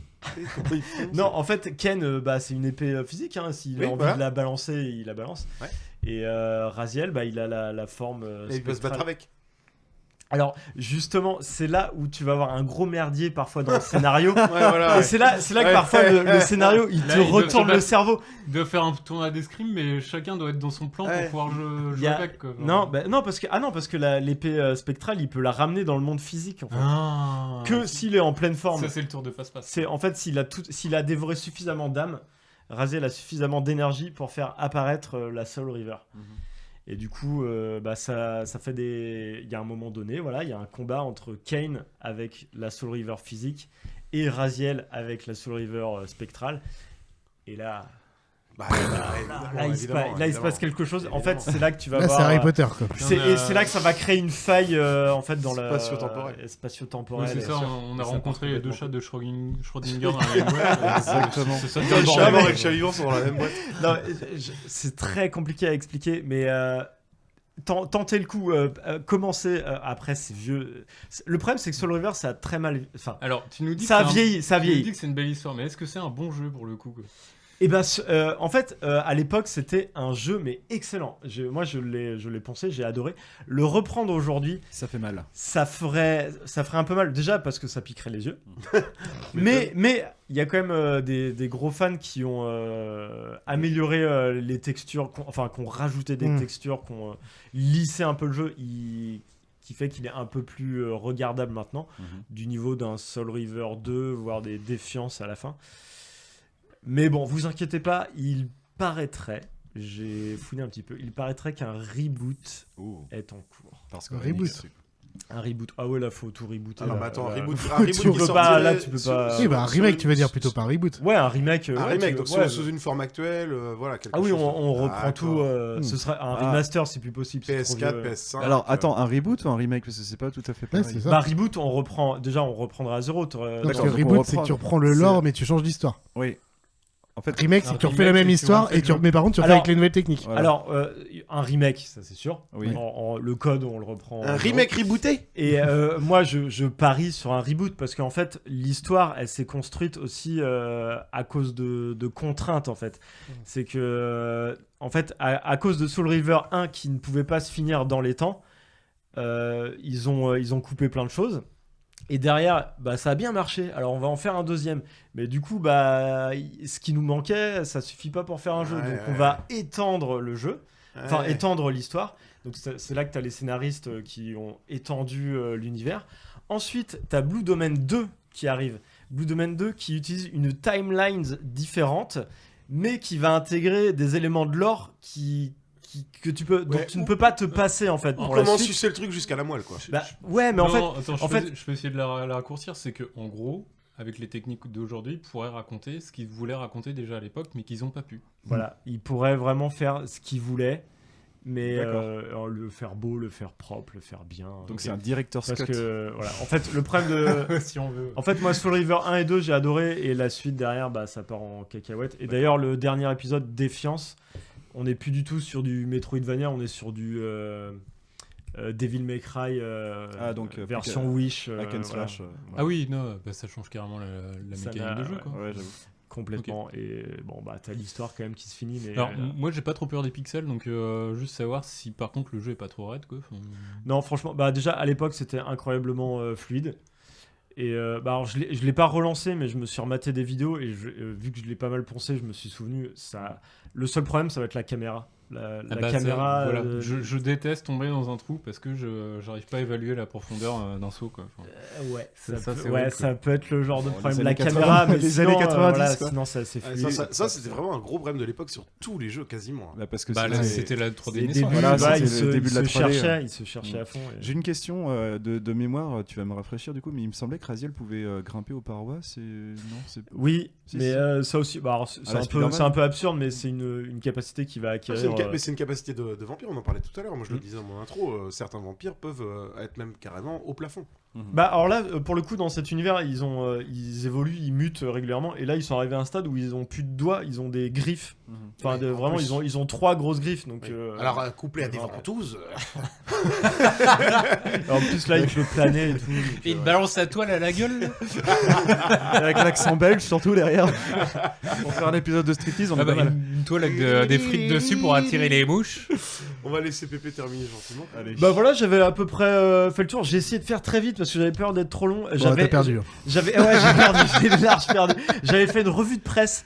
Ah oui, ah bah non, il y a rien à raconter. On aimerait beaucoup Pépé, mais ça fera partie des croustillants. Il y a rien de particulier à raconter, à part que Raziel avait fait avec 500 polygones. Ah bon? Bah dis donc.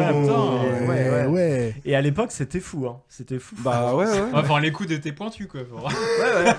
Il avait pas les seins en triangle, quoi. Oh putain, quoi. Eidos interactif, toujours. Oui, j'ai compris. Bien, eh bien, puisque tu sembles vouloir nous éclairer de tes... De mes seins triangulaires. De tes seins triangulaires, pourquoi pas. Oui, je savais pas comment finir cette phrase, et ça finit magnifiquement bien. Voilà. Eh ben écoute, tu peux y aller, mon cher Angelo. On t'écoute, on va peut-être d'abord te mettre un petit son. J'imagine.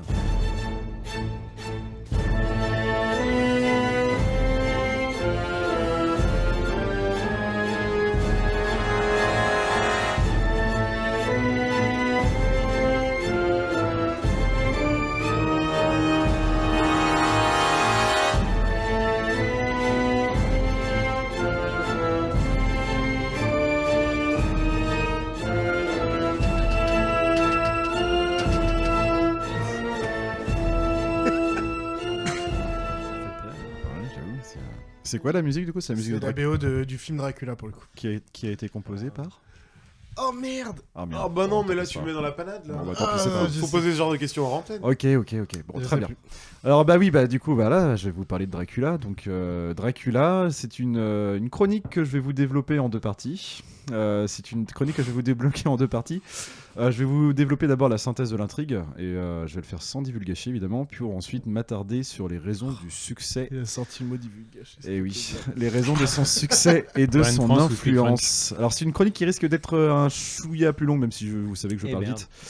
Un chouïa plus long que d'habitude parce que c'est une œuvre qui me tient à cœur, donc il y a 2-3 trucs croustillants à vous dire. Et puis ça veut dire que les autres œuvres, ils en ont rien à foutre. Tu nous as déjà présenté une œuvre qui te tenait pas à cœur. Et puis il y a des trucs qui vont être en parallèle avec l'introduction de Pedro, donc ça tombe très bien. Quelques données avant de vous développer cette chronique. Dracula, il s'agit d'un roman fantastique épistolaire écrit par Bram Stoker et publié en 1897. Un roman épistolaire, ça veut dire que la narration se fait donc à travers diverses notes, lettres, correspondances, journaux intimes et articles de presse de plusieurs protagonistes différents. J'insiste là-dessus parce qu'il n'y a pas de vrai protagoniste principal dans Dracula. Pour son personnage, Stoker s'est beaucoup inspiré du folklore et de l'histoire transylvain. Alors, à tort ou à raison, beaucoup pensent qu'il s'est nourri des figures historiques de Vlad III l'Empaleur et de la comtesse sanglante Elisabeth Bathory, qui était une comtesse hongroise qui aimait buter du pécor, j'imagine. Oui, mais les notes... Boire leur sang, surtout. Oui, voilà, un truc comme ça. Mais les notes de l'auteur ne font jamais mention de ces 2 noms, et je trouve que c'est important de le rappeler, parce qu'on s'est beaucoup passé justement dans le fait collectif que, voilà, Dracula, Vlad Tepes, tout ça. Mais en fait, non, Stoker s'en est pas spécifiquement inspiré. C'est un roman qui, dans sa langue originale, c'est-à-dire en anglais, fait partie du domaine public. Il est donc librement et gratuitement lisible sur Internet, messieurs. C'est un roman qui a été adapté en film plus d'une 30aine de fois également. C'est un beau roman, c'est une belle histoire dans laquelle Dracula signifie... Quoi d'ailleurs, messieurs? Je vous écoute. Qu'est-ce que signifie Dracula? Qu'est-ce que ça signifie et dans quelle langue? Je vous laisse imaginer. Chacha... Non, je parle pas... Alors, Pedro, il pense que c'est du roumain et que ça veut dire... Que c'est du roumain, déjà, c'est bien. Hein. C'est une partie sur 2. Chacha, toi. Je sais pas, il y a un petit truc Drakkar, j'en sais rien, j'essaie de trouver. Ça veut dire peut-être du nord, quoi, plutôt pour le coup. Alors, ça veut dire Drakkar en norvégien, du coup? Ouais, mais Drakkar, ça veut dire. Ah putain. Bon, allez, allons-y, trop tard. À toi, du chinois. Ouais, allons-y. Ouais, c'est possible. Pourquoi pas? C'est possible. Mollusque. Peut-être une notion d'étranger ou lié, ouais, je sais pas, peut-être roumain. Allez. Ouais, c'est du roumain, vous avez raison, messieurs, c'est du bah roumain. Super, moi je fais un truc pour pas dire la même chose que les copains. Quoi. Et Dracula, ça veut tout simplement dire démon en roumain. Ah bah oui, okay. Je l'ai dit dans mon intro, ça plus ou moins. En plus, ah bon que c'était des démons. Oui, dans la première version du vampire, le vampire plus ou moins historique, c'est un démon en fait. Et oui. Qui a certaines particularités. C'est un Pokémon spectre et ténèbres des fois. Ça. Alors la synthèse de l'intrigue, alors dans les grandes lignes, sans vous divulgacher quoi que ce soit comme je vous l'ai dit précédemment, le lecteur suit le périple entre parenthèses qui va vite tourner en mésaventure, entre crochets qui vont franchement basculer au cauchemar éveillé le plus horrifiant et gothique qui soit, refermons les crochets et les parenthèses, d'un jeune et nouveau clerc de notaire, Jonathan Harker, parti en voyage d'affaires en Transylvanie. Alors la Transylvanie, on rappelle à nos chers auditeurs que c'est une région... C'est une région de quoi, tiens messieurs? C'est où ça, la Transylvanie? De la Roumanie aussi d'ailleurs. Voilà, c'est une région montagneuse et boisée de Roumanie qui s'y... Très beau, c'est très beau. Dans les Carpates, c'est bien ça. Donc c'est un parti en voyage d'affaires en Transylvanie pour se rendre au château d'un potentiel... C'est de la Corse, je suis désolé. Le guide du routard, allons-y. Alors du coup, je reprends. Jonathan Harker parti en voyage d'affaires en Transylvanie pour se rendre au château d'un potentiel client. Noble de surcroît, intéressé par l'achat d'une propriété à Londres. C'est une région isolée, reculée, et le château, son client d'ailleurs, l'est encore plus. Mais Monsieur Harker, bien que sensible aux multiples signaux lugubres des autochtones qui lui déconseillent vivement de s'y rendre, est un être avant tout urbain et rationnel, donc allez vous faire foutre les pécores roumains. Pour faire court, Monsieur Harker fera moult découvertes qu'aucun d'entre nous aimerait découvrir. Entre autres, son client est très très bizarre, pour ne pas dire franchement repoussant sur certains aspects.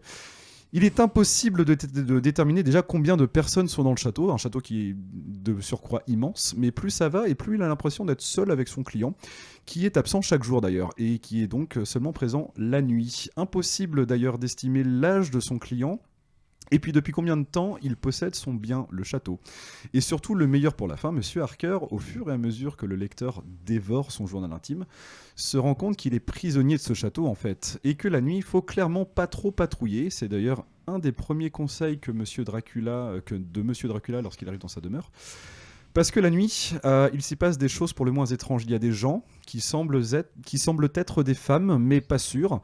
Monsieur Dracula, d'ailleurs, on n'est pas serein non plus qu'il soit un être humain, parce que quand on le voit sortir par sa fenêtre en pleine nuit sur la tour d'en face, et qui se met à descendre à 90 degrés la paroi, la tête en bas comme une araignée, on se pose des questions, messieurs. Je n'irai pas plus loin dans l'intrigue, mais j'ajouterai cependant que le château de Dracula n'est qu'une partie minoritaire qui plus est de l'intrigue. La majorité du développement se passera en Angleterre. Et cela ne sera pas moins terrifiant pour un sou. J'ajouterai aussi d'ailleurs que une partie se passe en mer. Peut-être que je reviendrai dessus plus tard. Alors, les raisons du succès et de son influence. Il faut déjà noter que lorsque le roman fut publié, ce fut un succès critique et populaire dès le départ. D'une part parce que Dracula n'est pas la première œuvre gothique de cette période, c'est même plutôt un de ces derniers de ce siècle, je rappelle le 19e, mais c'est aussi parce que Stoker pousse le curseur de l'épouvante plus loin, trop loin même d'ailleurs pour certains critiques, aux mœurs, rappelons-le, très sensibles à cette époque. Je vous ferai don de ne pas vous faire partager mes découvertes sur des psychanalyses parfois fumeuses de l'œuvre, entre autres la relation au genre et à la sexualité, à la race, à la maladie, etc., pour plutôt m'attarder sur le legs de Stoker profondément ancré aujourd'hui sur tout ce qui touche les vampires d'ailleurs, donc je reviens à l'introduction de Monsieur Pedro, quelquefois presque inconsciemment d'ailleurs, dans le désordre. La figure du vampire noble et du château, ça vient de là. La morsure au cou, ça vient de là. Le crucifix et l'ail qui repousse, ça vient de là. Alors, what the fuck, l'ail alors, l'ail, il paraîtrait que, parce qu'en fait, il s'inspire aussi du folklore irlandais, parce que je le rappelle, Monsieur Stoker est irlandais. Et alors, question. Oui. Je t'arrête tout de suite. Allons-y. Ce que je disais tout à l'heure, c'est que c'est tiré probablement de certaines maladies. Là, tu dis que c'est Bram Stoker qui est finalement le premier à avoir un petit peu créé un recueil de tout ça là-dedans. Oui. Mais on est d'accord que tout ça, il est donc allé le chercher dans des légendes, des légendes urbaines à droite, à gauche. C'est quand même, tout ça ne sort pas de son esprit. On est d'accord qu'il compile en fait. Voilà, c'est ça. Et c'est après que ça repart comme ça. Très bien. Alors, pour l'ail, on a une explication, c'est que c'est censé assainir le sang ou quelque chose comme ça non, alors je t'avoue. C'est la maladie que j'avais dit. Je disais tout à l'heure en fait que les malades de la rage était sensible aux odeurs fortes, et notamment l'ail, et que du coup ça avait pu être... Et, mais c'est probablement ça. Alors lui, il tire ça du folklore irlandais pour le coup. Mais dans le folklore irlandais, on n'est pas sans savoir qu'il y a aussi des ghouls et des machins. Et des lépreux chauds. Voilà, tout le bordel. Évidemment. Exactement. Alors je continue dans ma liste des choses introduites par Monsieur Stoker. Donc le non-reflet comme indice dans le miroir, Monsieur Stoker. La figure du chasseur de vampires avec le personnage d'Abraham Van Helsing, Monsieur Stoker, le fait qu'un vampire se transforme en chauve-souris et ou autre chose, donc on a parlé des loups, on a parlé du brouillard, j'oublie probablement des choses, mais voilà, tout ça, ça vient aussi de lui. Le rejet du soleil sont autant d'archétypes que nous retrouvons pléthoriquement dans tout ce qui touche les vampires de près ou de loin de nos jours, mais ça vient à la base de Dracula de Bram Stoker. Et évidemment, le nom Dracula, c'est l'archétype ultime, repris, modifié, déformé, retourné. Alucard d'ailleurs en fait justement une allusion parfaite. Bref, tiens, le Dracula tout de noir. Oui, tiens, je viens de... Il a réalisé. Ah oui, tiens, ça c'est un palindrome. Et voilà, tiens, le Dracula tout de noir vêtu. Non, c'est pas un palindrome, mais c'est un anacyclique. Oui, c'est un anagramme. Ah, bref, merde. Un anagramme. Anacyclique. Bref, tout le Dracula de noir vêtu. Avec des cheveux noirs. C'est un de bandé. Putain, on va jamais y arriver. Le Dracula de noir vêtu avec des cheveux noirs gominés en arrière, ça c'est Bela Lugosi dans le film Dracula, le premier en 1931. Je le dis parce qu'après lui, justement, c'est ça qu'on reprend tout le temps. Christopher Lee en partie dans les années 50 pour la suite. Pour conclure, je dois vous avouer que Dracula fait partie de mes romans préférés. La première fois que je l'ai lu, c'était maintenant il y a fort longtemps, quand j'habitais justement en Irlande et que j'étudiais justement les auteurs irlandais. Et la découverte d'une œuvre qui était épistolaire, que je découvrais quand j'ai lu ça pour la première fois, ça rajoutait à l'immersion, au suspense, à l'envie d'en lire plus. Et cela s'ajoutait aussi au fait que la figure du vampire, ça a toujours été la chose qui m'a le plus foutu le traxir quand j'étais gamin. Numéro 1, facile dans la liste. Jusqu'à pratiquement mes 14 ans, je vous fais la confession, que j'avais un rapport angoissé à la nuit et à la solitude à cause de ces cons-là. Et j'inclus Nosferatu dans la clique que j'ai découvert chez mon correspondant alsacien en CM2. Beaucoup trop tôt, cette cassette vidéo. Donc voilà, ne parlez pas des vampires à vos gosses trop tôt, ne leur parlez pas non plus du vaudou, car cela existe, je le rappelle. Voilà, c'est tout pour moi, monsieur. Le côté lettre, c'est parce qu'il écrit à sa femme à Londres aussi, comme il y a dans le film, ou c'est pas du tout pareil? Pas du tout. Alors, dans Dracula, Jonathan Harker écrit à lui-même, c'est un journal intime. Ah oui, il n'y a pas de lettre à sa femme ou sa femme à lui ou des il essaye d'envoyer des lettres à sa femme, mais ça ne reste que dans le registre du journal intime puisque sa femme ne les reçoit jamais. Il n'y a que le lecteur qui les lit. Dans l'idée, il les écrit, mais en fait, on sait très bien que c'est Dracula qui les récupère. Il les envoie. Alors, est-ce que Dracula les récupère? Alors là, tu me poses une question, je ne m'en souviens pas. Après, moi, je prends la base du film parce que j'ai pas lu le roman. Je sais que, alors je me souviens de mémoire, je sais que sa femme lui écrit. Il n'a pas évidemment non plus les lettres, mais le lecteur les lit. Et après, à partir de là, c'est beaucoup. Alors, il y a le journal intime. Alors, c'est pas le journal intime, pardon. C'est le journal de bord du bateau. Là, j'en dirai pas plus. J'en dirai pas plus. Et après, c'est là que l'histoire se développe franchement, c'est-à-dire la partie en Angleterre, où il y a plusieurs protagonistes qui s'écrivent les uns les autres des correspondances entremêlées de journaux intimes. Et puis ensuite vient l'arrivée de Monsieur Van Helsing. Est-ce que tu as vu le film du coup quand même? Alors lequel? Non, parmi les 30. T'as peur de spoiler un film en noir et blanc que personne va vraiment. Alors là, je parle du roman. Oui, il parle du roman. Du coup, le même Nosferatu, c'est l'histoire de Dracula. Donc on sait très bien. Plus ou moins, parce que le premier Nosferatu, ça reprend Dracula, mais comme ils n'avaient pas le droit, du coup, ils ont changé. Ils ont changé le nom. Alors pas que, ils ont changé le cadre, ils ont changé pas mal de trucs. Le contact avec Londres, on sait très bien où il s'établit véritablement. Ouais, oui. Alors dans le deuxième Nosferatu, c'est ça. Dans le premier, je m'en souviens plus. Mais il y a toujours des trucs qui changent. Ouais. Dans le premier, il y a ça aussi. Bref, je vais pas le balancer si tu veux pas le balancer, mais non. Justement, je me demandais ce que tu avais vu celui de Francis Ford Coppola avec Keanu Reeves. Alors, on parle de celui de 92. Alors celui-là, du coup. Celui-là, je l'ai vu. Je vous avoue que j'ai plus beaucoup de souvenirs de celui-là. Alors celui-là, je me souviens que j'ai juste souvenir qu'il était assez chelou parce que Coppola aimait beaucoup l'aspect sexuel. Oui, il est très. Oui. Et il fait pas semblant. C'était Coppola, c'est-à-dire que ça partait un peu dans son truc des fois. Et après, il est très lent et très chiant pour pas grand-chose. Ouais, parce que des fois, c'est pas gênant d'être lent, mais pour pas raconter grand-chose, ou pour mettre du sexe des fois. Ça tourne en rond. Et en plus, t'as Keanu Reeves. Alors, j'adore Keanu Reeves pour du combat et tout, mais il joue pas très bien. Keanu Reeves, il est pas non plus très bon acteur. Il essaie d'avoir un accent. Il essaye d'avoir un accent britannique, il n'y arrive pas du tout. Ouais. Et il y a, alors moi dans les adaptations en film, il y en a pléthore, comme je disais, il y a plus de 30 films, mais celle de Nosferatu, alors pas Nosferatu l'allemand des années 30, mais celui de 72, il est très bien. Il est très, j'en ai vu aucun pour les Nosferatu. Alors il y en a une branlée. Hein. Et puis Christopher Lee, il en a fait plusieurs à lui tout seul, les Dracula. Donc Saruman, je rappelle, Saruman. Je l'aime bien. Ouais, bon, je reste quand même en amoureux vraiment de la version. Le premier. Je reste quand même en amoureux de la version allemande. Le premier, ça reste celui qui est. Puis c'est un film impressionniste, donc c'est-à-dire qu'on est basé sur le clair-obscur, sur justement les contrastes, les images, les montages. Des projections d'ombre. Voilà, un esthétique qui est très léché, et puis il est tellement flippant, l'acteur est excessivement flippant. Je me souviens, alors je l'ai vu en CM2, donc j'avais 8 ans.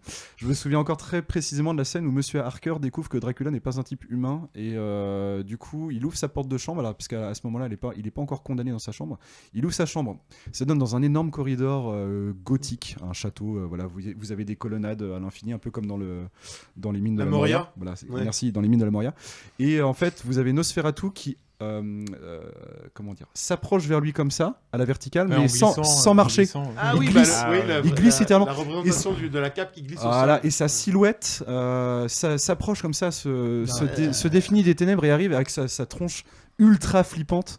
Moi, c'est des trucs gamins, mais ça m'a angoissé 13 000. Faut vraiment que je regarde parce que du coup, c'est vraiment pris dans mon parcours. En fait, normalement, si la description du mec correspondait dans le roman, il aurait dû se barrer en courant, quoi. Ah oui. Alors, il faut savoir que dans le roman, Dracula, c'est un moustachu. En fait, il fait pas très peur dans le roman. Enfin, pardon. Sa description physique ne fait pas très peur dans le roman. C'est un moustachu. En fait, c'est le mec que tu croises au PMU du coin. Mais chez Sylvie, l'histoire nous a appris à nous méfier des petits moustachus qui font pas peur. Exactement. C'est Hollywood qui va donner vraiment cette image de noble, de ténébreux, immortel, voilà. La représentation, bien sûr, toujours. Le cinéma fait toujours son œuvre. Ouais, les petites anecdotes croustillantes comme ça, quand j'étais gamin, après avoir vu le film, j'avais demandé à mon meilleur ami, alors qui est depuis Calanché, mais il m'avait fait un crucifix avec deux morceaux de bois que j'avais mis au bout de mon lit parce que je pouvais pas dormir sinon. Mais vraiment, j'étais tétanisé par les vampires. Tu dormais avec un collier d'ail aussi. J'étais obligé de dormir avec ma couette au-dessus de moi parce que sinon, si j'avais ma couette qui découvrait mes épaules, j'étais sûr de me faire bouffax. Et ça durait très longtemps. J'étais un putain de trauma. Ouais. Voilà. L'enfance des membres du pop on sait comment lui faire peur maintenant. Merci beaucoup, Angelo. Voilà. Merci beaucoup. Merci. Et nous allons passer la parole à ce bon vieux mollusque. Allez. Ouais. Qui va clôturer l'épisode en nous parlant de. Balance pas le générique maintenant. Ne balance pas le générique. Ça y est, je l'ai arrêté. Non, je voulais nous plonger vraiment dans l'ambiance trilogie du samedi, donc faut y aller, quoi. Allez. À chaque génération, il y a une élue. Seule, elle devra affronter les vampires, les démons et les forces du mal. Elle s'appelle Buffy. En plus, j'ai mis les 50 secondes parce que j'avais du mal à couper. Trop de nostalgie. Vache.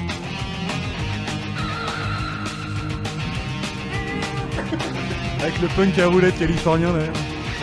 Elle est... Ça fait longtemps ça. Ça me tire. Bah moi non pour le coup. Je vous ai dit, j'ai mis les 50 secondes. Et le break de batterie derrière, il est proche. Très carré comme ça. Ah, c'est un piège.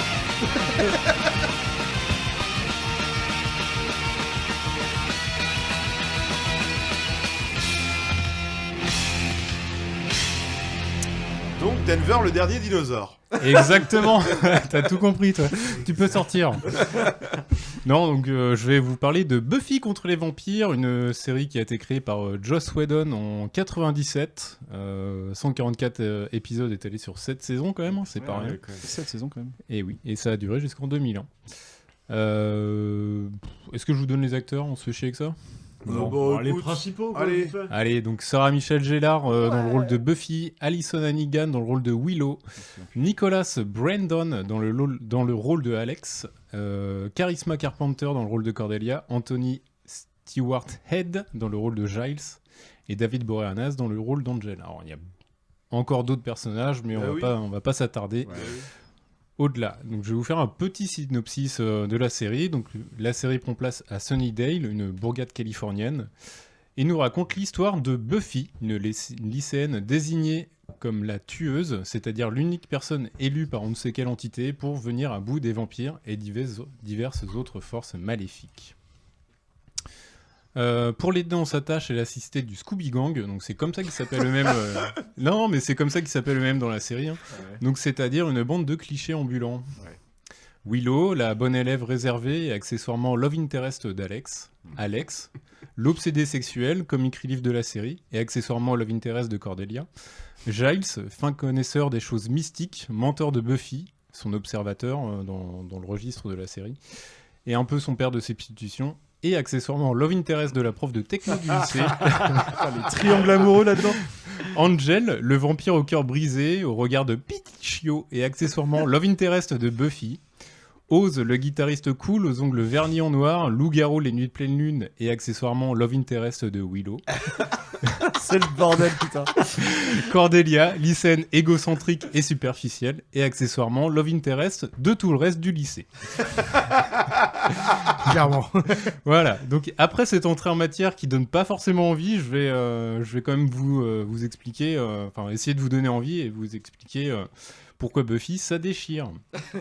Donc il y a plein de raisons que je vais pas toutes énumérer, mais je vais tâcher d'en développer quelques-unes. Donc déjà, la série réussit parfaitement un mélange des genres, en mélangeant les codes du fantastique, du Monster of the Week, donc c'était le genre de série où on avait un monstre par semaine et puis on résolvait l'enquête et on se barrait quoi. De la sitcom romantique, Scooby-Doo quoi. Et de l'univers, bah oui pour le coup, et de l'univers scolaire. Ce qui fait qu'évidemment on va suivre la progression du Scooby Gang, je vais rester sur ce terme-là, hein, dans sa lutte contre les forces du mal, mais pas que en fait. En parallèle, la série s'intéresse vraiment au développement de ces personnages, de leurs préoccupations et de leurs angoisses, ce qui les rend pour le coup vachement moins caricaturaux, donc voilà, mea culpa pour cette intro un peu putassière, mais finalement les persos sont plus intéressants qu'ils n'y paraissent. En même temps, de base, ils sont présentés comme ça. Tu les as présentés comme ils sont présentés dans la série. Ouais, à la base, hein, je parle vraiment oui. Dans les 3 premiers épisodes, façon de dire. Après, la série essaye de relever un peu le niveau, justement. Ce qui se faisait dans toutes les séries à l'époque comme ça. Ouais, hein, en fait, je sais pas si c'est volontaire ou pas, mais du coup, à la base, on a vraiment un espèce de socle assez basique. Pour l'époque, tu reprends un Friends qui est bien connu de tout le monde. Le premier épisode, tout le monde est caricatural. Après, ils sont un peu plus lissés, les gens. Ouais, c'est tout ça, hein, c'est toujours comme ça. Mais c'est vrai. Tu prends le temps de les faire évoluer. Voilà. Je suis pas certain que Friends ait lissé beaucoup les gens. Moi, plus, quand même. Les personnages, quand même, un peu plus qu'au début. Hein. Reprenons. Peut-être. Bon, on parle de Friends, finalement. Non, moi, je préfère Buffy. Hein. Donc, pour vous parler un petit peu de la profondeur des personnages, le plus évident pour moi, ça va être le cas de Buffy, qui est tiraillée entre sa vie de lycéenne, elle est presque toujours en échec scolaire finalement, son identité secrète de tueuse, son amour impossible avec un vampire, donc c'est Angel, et ses traumatismes, puisqu'elle va régulièrement avoir des vrais traumatismes liés à sa mission, quoi. On pourrait également s'intéresser aux divers pentacles amoureux. Hein. Je vous rejoins les gars là-dessus, hein, c'est que c'est toujours un peu le bordel là-dessus, quoi. Mais il y a également les thématiques du suicide, de l'homosexualité, du harcèlement scolaire, de l'addiction. Et en fait, tenter de tout énumérer serait long et fastidieux, donc je vais plutôt m'intéresser à un truc un peu plus évident, c'est-à-dire le féminisme dans Buffy. En fait, jusque-là, pardon, excuse-moi, avant justement que tu deviennes plus sérieux, je me permets une dernière vanne. Ouais. On est vraiment sur Hartley cœur à vif, sauf qu'il y en a un qui prend tellement de drogue qu'il voit des vampires, quoi. Bah, si on veut, mais en fait, du coup, je vais pas beaucoup parler de vampires finalement au regard de la série, parce qu'il y a d'autres axes à travailler que ces trucs-là. On peut finalement les voir directement en regardant la série, quoi. Donc, du coup, oui, je voulais parler du féminisme. Vous connaissez le test de Bechdel ? Oui. Voilà. Oui, c'est Bechdel. Le test de Bechdel, c'est Bechdel, ok. C'est un ratio de nombre de femmes à l'écran. Alors après, non, je sais pas. Il y a trois règles. Il y a des règles. Il faut au moins 2 femmes. Il faut qu'il y ait pas de love. Il faut qu'il y en ait une qui ait pas de love interest. Non, il faut pas qu'il y ait une discussion entre elles qui parlent pas d'autres. Et qui parlent pas d'hommes. C'est ça. Ok. Donc je vous redonne les règles précisément. Il doit y avoir au moins 2 femmes nommées, nom et prénom, dans l'œuvre, qui parlent ensemble, c'est la 2e règle, et la 3e règle qui parle de quelque chose qui est sans rapport avec un homme. Du coup, je vais vous poser une question. Vous avez le droit à une proposition par personne et après, voilà, on verra. Sur 144 épisodes de Buffy, combien passe le test de Bechdel? Ah, sur 140 Allez, 144. Sur 144 je vais tabler sur une bonne moitié, et 72. Moi, plus que ça, parce qu'en Bah, fait, il y a au moins 3 ou 4 personnages féminins à chaque fois. Donc, Bah tous, il y a moyen qu'il y ait tous, parce que Ouais. déjà le personnage principal c'est une femme. Oui, mais faut pas qu'elle parle d'amour avec un autre mec. Si à un moment donné elle parle d'un mec, ça annule tout. Faut qu'au moins à un moment donné dans l'épisode elle parle d'autre chose. Ah oui, bah je change, Moi, je change ma réponse. Ça. Alors sur 144, je dirais 140. Ouais, il doit y en avoir un ou deux qui traînent pour pas. Voilà, Moi, je dirais tous. 144, 140. C'est genre 142 parce qu'il y a peut-être un épisode qui parle que d'amour, tu vois. 143. Ouais. Et bah c'est 132,5. Donc le plus proche c'est 1,5. Ah, les mecs ils ont dit ouais, il y a une moitié, ça va, mais pas l'autre. Ouais, parce qu'en fait il y a un épisode où c'est une entité démoniaque qui prend la forme d'une femme et du coup on se dit bon, c'est pas ça compte pas vraiment. Ah. C'était qui 140? C'est moi. Allez, t'as le droit à un Vénus. Oh, merci. Il est mou maintenant, mais merci beaucoup. Il a l'air bien mou. C'est génial comme idée. Qu'est-ce que t'as dans les mains? Il est inexploitable. Il est inexploitable. Mais... je vais le garder. Pedro, qu'est-ce que t'as dans les mains? C'est un Mars sur lequel... Bah, je parle de féminisme, alors j'ai écrit Vénus dessus, quoi. Sur lequel Mollusque a collé l'étiquette en mettant non, Vénus. Ok. Donc... il est tout fondu. Oui, mais j'en ai d'autres, t'inquiète. Et donc, donc Buffy, c'est vraiment une série qui tient la dragée haute à pas mal d'autres fictions en termes de représentation des femmes. Déjà, elles sont plus fortes que les hommes, que ce soit physiquement ou intellectuellement. Et c'est pas forcément le personnage d'Alex qui va me contredire. Il est plus faible que Buffy, il est moins intelligent que Willow. Alors, attention, ça veut pas dire qu'il a pas de qualité, c'est juste qu'il a pas les qualités qu'on attribue habituellement aux hommes. Mais Buffy, c'est pas qu'une petite blonde qui casse la gueule aux agresseurs que sont les vampires. Parce qu'en gros, c'est un peu ça aussi l'image, c'est que les vampires sont des agresseurs.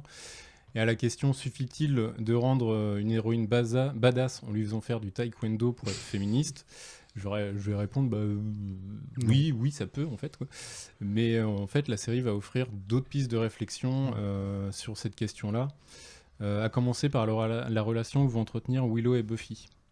En fait, il faut savoir que Willow, ça va être un sidekick qui va être super important pour Buffy dans sa lutte contre le mal, parce qu'elle va, au fur et à mesure des épisodes, apprendre la magie.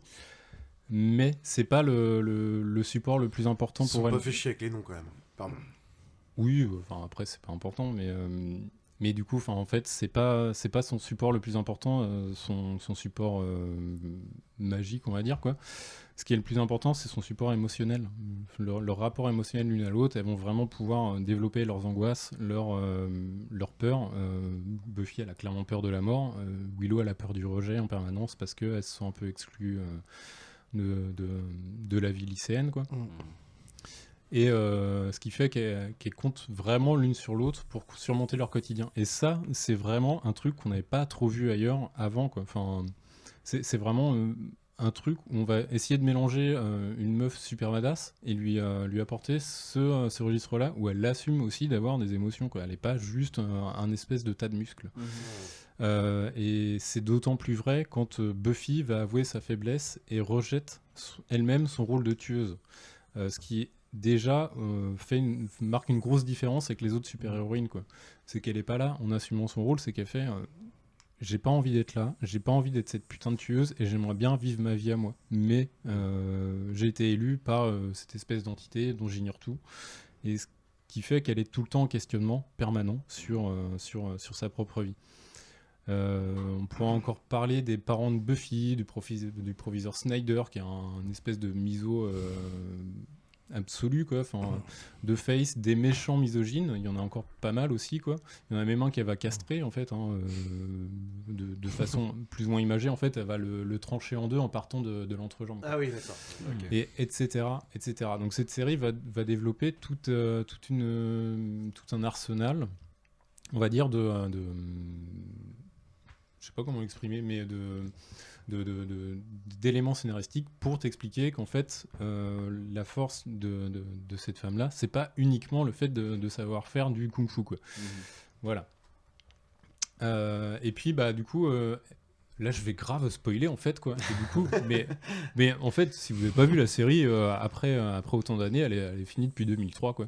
C'est votre problème. Donc, je vais me lâcher. Et en fait, il y a le discours de fin de série de Buffy qui va s'exprimer à plein de tueuses potentielles. Alors, ce qu'il faut comprendre, en fait, c'est que en fait, quand une tueuse meurt, il y a une autre tueuse qui va être activée. Donc c'est une potentielle. On appelle ça des potentiels. Elle est activée. C'est pas, ça se transmet pas de mère en fille ou un truc comme ça. C'est juste, il y en a une au pif. Ça tombe de façon lambda sur. sur une autre. Mais les potentiels sont connus, quoi. Les potentiels sont déjà plus ou moins identifiés, quoi. Et du coup, en gros, la fin de la série, ça va être ce discours de Buffy qui va dire. À chaque génération, une tueuse vient au monde parce qu'une bande de types qui sont morts il y a des milliers d'années ont fixé les règles du jeu. Ces hommes étaient puissants et cette femme, en désignant Willow, justement, qui va procéder à l'activation de toutes les potentiels d'un coup, quoi, est plus puissante que tous ces hommes réunis. Alors changeons les règles de ce jeu. Moi, je dis que mon pouvoir devrait être notre pouvoir. Et en fait, je pense qu'elle parle pas que du pouvoir des tueuses, elle parle aussi du pouvoir féminin. Elle dit, vas-y, on va tous les défoncer, ces enculés de vampires, qui sont les agresseurs, en fait, au sens figuré dans la série, quoi. Voilà, et du coup, pour moi, je vais arriver à la conclusion, en fait. Donc, ce qu'il faut retenir de Buffy contre les vampires, c'est que c'est l'histoire d'une héroïne ultra badass qui botte le cul à des monstres tous les jours. Mais c'est aussi une adolescente ordinaire, finalement, qui affronte la vie, qu'on voit douter, évoluer, s'émanciper. Et c'est beau, ça, putain con. C'est quoi ce craquage avec Castex. Oh, ce craquage de fin de chronique. Non, mais en fait, donc du coup, j'ai pas beaucoup parlé de vampires, mais non, mais c'est pas grave. Mais c'est parce que la série décrit, en fait, c'est un support, quoi. Ouais, c'est un support, et en fait, elle a une seconde lecture qui est tellement intéressante que finalement, en fait, tout ce qui va être lié aux histoires de surnaturel, c'est des histoires de surnaturel super cool. Mais je comprends un peu mieux mais l'intérêt elles permettent d'approfondir d'autres sujets, et c'est vraiment trop bien. Je comprends beaucoup mieux, déjà, après ta chronique, l'intérêt que beaucoup de gens que je connais ont pu porter à cette série, alors que moi, je suis toujours passé à côté. Mais je comprends mieux. C'est vrai qu'à premier abord, ça me passionnait. J'avais pas envie, toi. Ouais, c'est ça. Ça me donnait pas envie. Comment tu le présentes, je me dis qu'il y a bien plus de profondeur que ça. Je pense que c'est déjà un peu trop tard pour nous quand même, mon cher Pépé. Mais en fait, je suis pas trop revenu sur Cordelia, par exemple. Cordelia, c'est la pouffe, quoi. Ouais, c'est ça. Je voulais pas le dire comme ça, mais bon, on va le résumer comme ça. C'est la caricature qu'ils vont donner. Hein. C'est la poufiasse du lycée qui est ultra superficielle. Et en fait, plus on va avancer dans les séries, plus on va comprendre que cette meuf-là, elle aime pas ce rôle-là qu'elle joue, quoi. D'accord. Donc elle subit son rôle, quoi. Elle est superficielle par nature, mais en fait, elle aimerait bien aussi dépasser ce truc-là, quoi. Et voilà, tous les personnages sont vraiment intéressants. Même Alex, qui est finalement un petit peu la princesse à sauver, quoi. C'est la jeune fille en détresse, en fait, en permanence, Alex. Il est super intéressant quand même, quoi.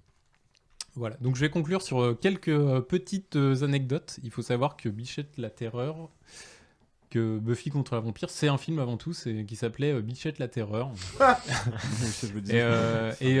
Qui est un très mauvais film. Je l'ai maté en fait pour la chronique, et en fait, j'ai pas trouvé grand chose à en tirer, quoi. C'était un film pilote. C'était quoi? En fait, c'est un film C'était Joss Whedon aussi. C'était Joss Whedon qui avait proposé un script pour faire plus ou moins ce Buffy contre les vampires dont il avait envie. Et en fait, les studios ont tout pourri. Du coup, il est revenu à la charge avec la série et s'est vengé, quoi. D'accord. Mais c'est un très mauvais film, donc j'ai pas réussi à en tirer beaucoup de matière. En fait, il y a les mêmes ingrédients, mais ils sont tellement mal dosés que pour le coup, en fait, on a vraiment un étron, quoi. Voilà. Et également... Tu le conseilles pas trop, peut-être que le format de long métrage ne laisse pas justement le temps de développer les personnages comme l'a fait la série. Non, c'est pas vraiment le temps. Non, c'est vraiment l'écriture qui est à Yesh. Il dit que c'est de la merde. C'est une écriture cynique. c'est une écriture cynique. C'est méchant envers les geeks. Voilà, c'est ultra gratos. Voilà, tu vois, je fais la distinction entre ce film-là qui discriminer complètement les geeks. Et dans la série, en fait, tu vas avoir des mecs qui vont avoir le rôle de geek. mais en fait, on leur apporte un petit rôle. On va s'intéresser à eux, on va comprendre pourquoi ils vont mal aussi, quoi. Enfin, donc ça fait vraiment toute la différence. Ce qui sous-entend nécessairement que le geek va mal. Non, mais enfin, toi, dans la série, pas dans ce non, mais enfin, Oh, le geek va mal. Non, mais le geek va mal, va mal. Non, mais Oh, ça craque de putain, je sais même pas comment rebondir sur là-dessus, quoi. Cet enregistrement est trop long, je vous le dis, moi. Moi, je sais pas où ça va. Je vous le dis. Moi, je suis un grand fan comme toi de Buffy. Et juste le truc du truc de... Tiken Jaffa-Coli aussi, visiblement. Désolé. Ah ouais, il était pas mal, hein. Ah oui. Fallait le voir venir quand même. Mais en fait, juste le truc de... Parce qu'on apprend très tard le coup du... c'est un groupe de mecs qui a créé la tueuse de vampires. Ça arrive quand même très tard dans les saisons. Et à chaque fois, je me dis, ce genre de truc, je fais, les mecs, voilà, c'est des mecs pour le coup. Ils ont le pouvoir de créer quelqu'un qui va tuer des gens. Ils disent, on va mettre des milliers de potentiels, mais il n'y en aura qu'une seule. Fait, pourquoi, mais pas tout le monde? Parce que l'idée, c'est quand même tuer le mal. Pourquoi cette connerie de base? Faut qu'ils aient le droit de surtout, rigoler un peu, les gars, aussi. Surtout, il y a le truc très cynique, c'est... c'est des mecs, hein, a priori, qui ont décidé, la tueuse, ça qui est une femme, hein, parce qu'on va pas y aller nous-mêmes. Oui. Et en plus, il y a ce truc-là un peu. Et en plus, ça continue et tout, parce que c'est une organisation qui suit les tueuses. C'est que des mecs. Il n'y a pas de meufs. Tu fais... Oui, bon, on veut toujours une tueuse. Je crois que la série avait quelque chose à dire, en effet. Oui, je crois. Il y avait un message à faire passer. Et voilà, en plus, c'est paradoxal quand on sait que Joss Whedon est un gros enfoiré, mais bon, on va peut-être pas trop ça. Ça sera l'objet d'une prochaine chronique. Et sinon, l'autre anecdote que je voulais donner, c'est que la série Buffy, en fait, elle fait l'objet d'études très sérieuses aux États-Unis, maintenant peut-être en Europe d'ailleurs, je crois, en université. Donc ça m'étonne pas, ouais, du coup. En gros, ils récupèrent un petit peu le propos de Buffy, puis ils en font un objet d'étude sur de la sociologie, de la philo, de la psychologie, etc. quoi. Donc c'est super cool en fait, quoi. Enfin, ça m'étonne pas que ça aussi que la série a un certain environnement, quoi. Bien sûr. Ça a eu un véritable impact. Hein, ça je me demandais dans combien de pays dans le monde, parce que ça a marché aux États-Unis évidemment, ça a marché chez nous. Alors on peut considérer que dans tout le monde anglo-saxon, même si mon voisin de gauche va me taper si je dis anglo-saxon.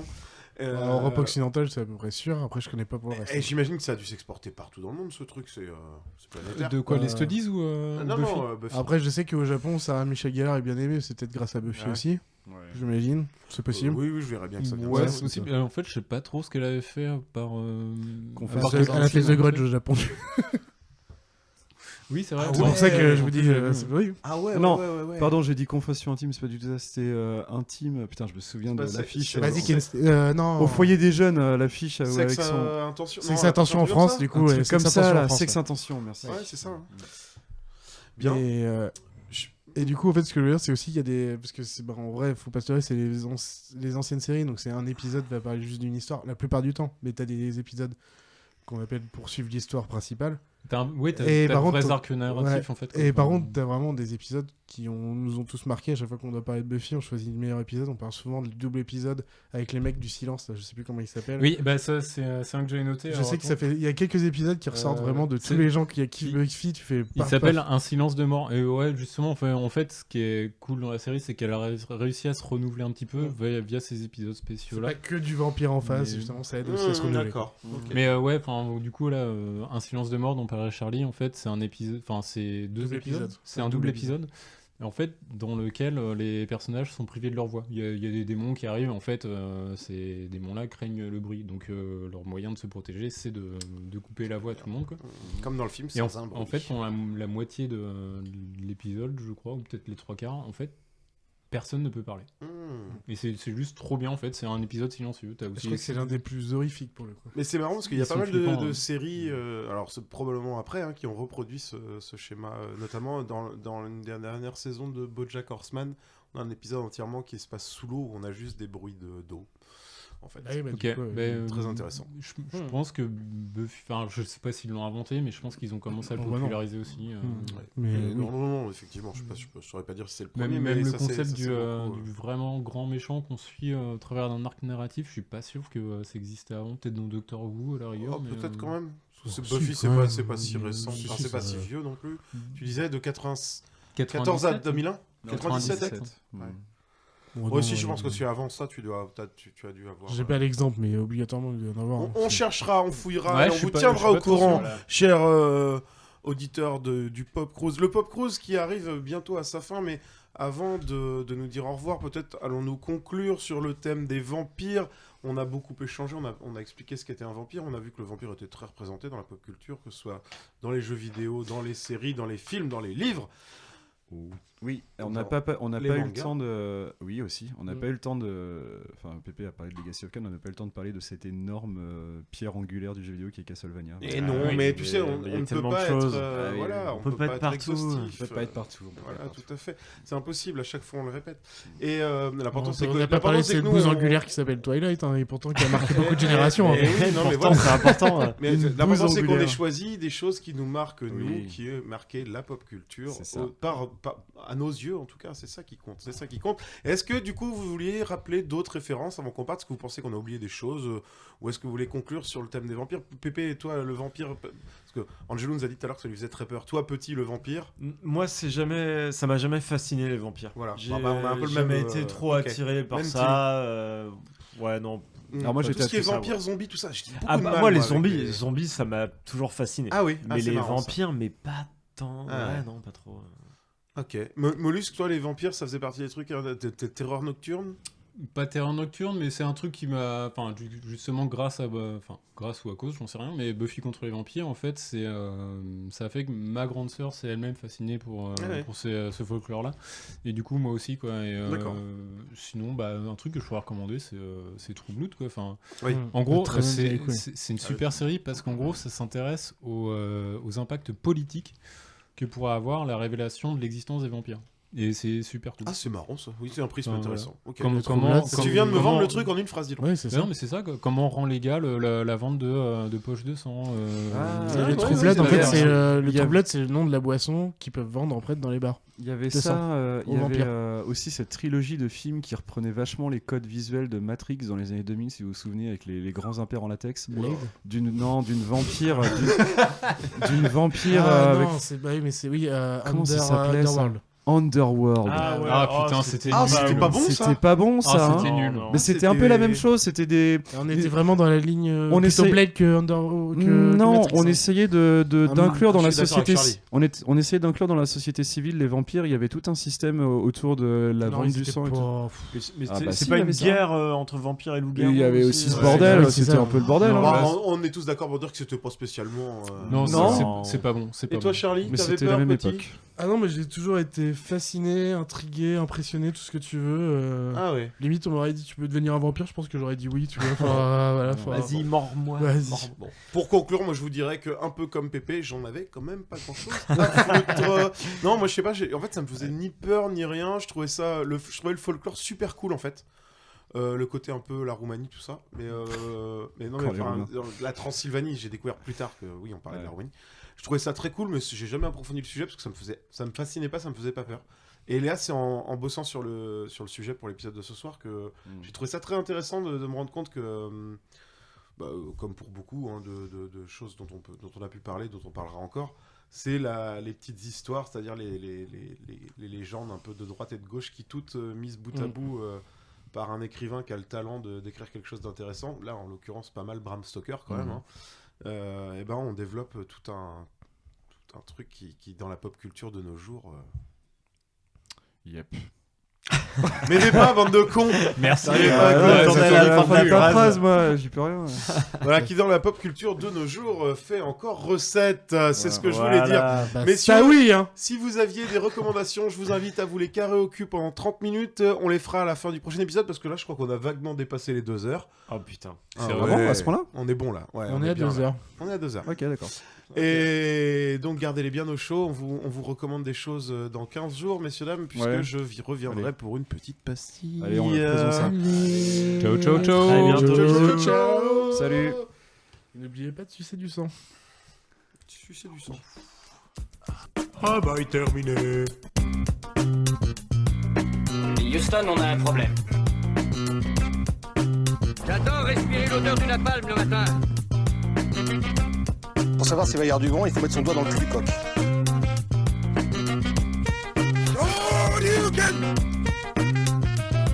J'aime me battre.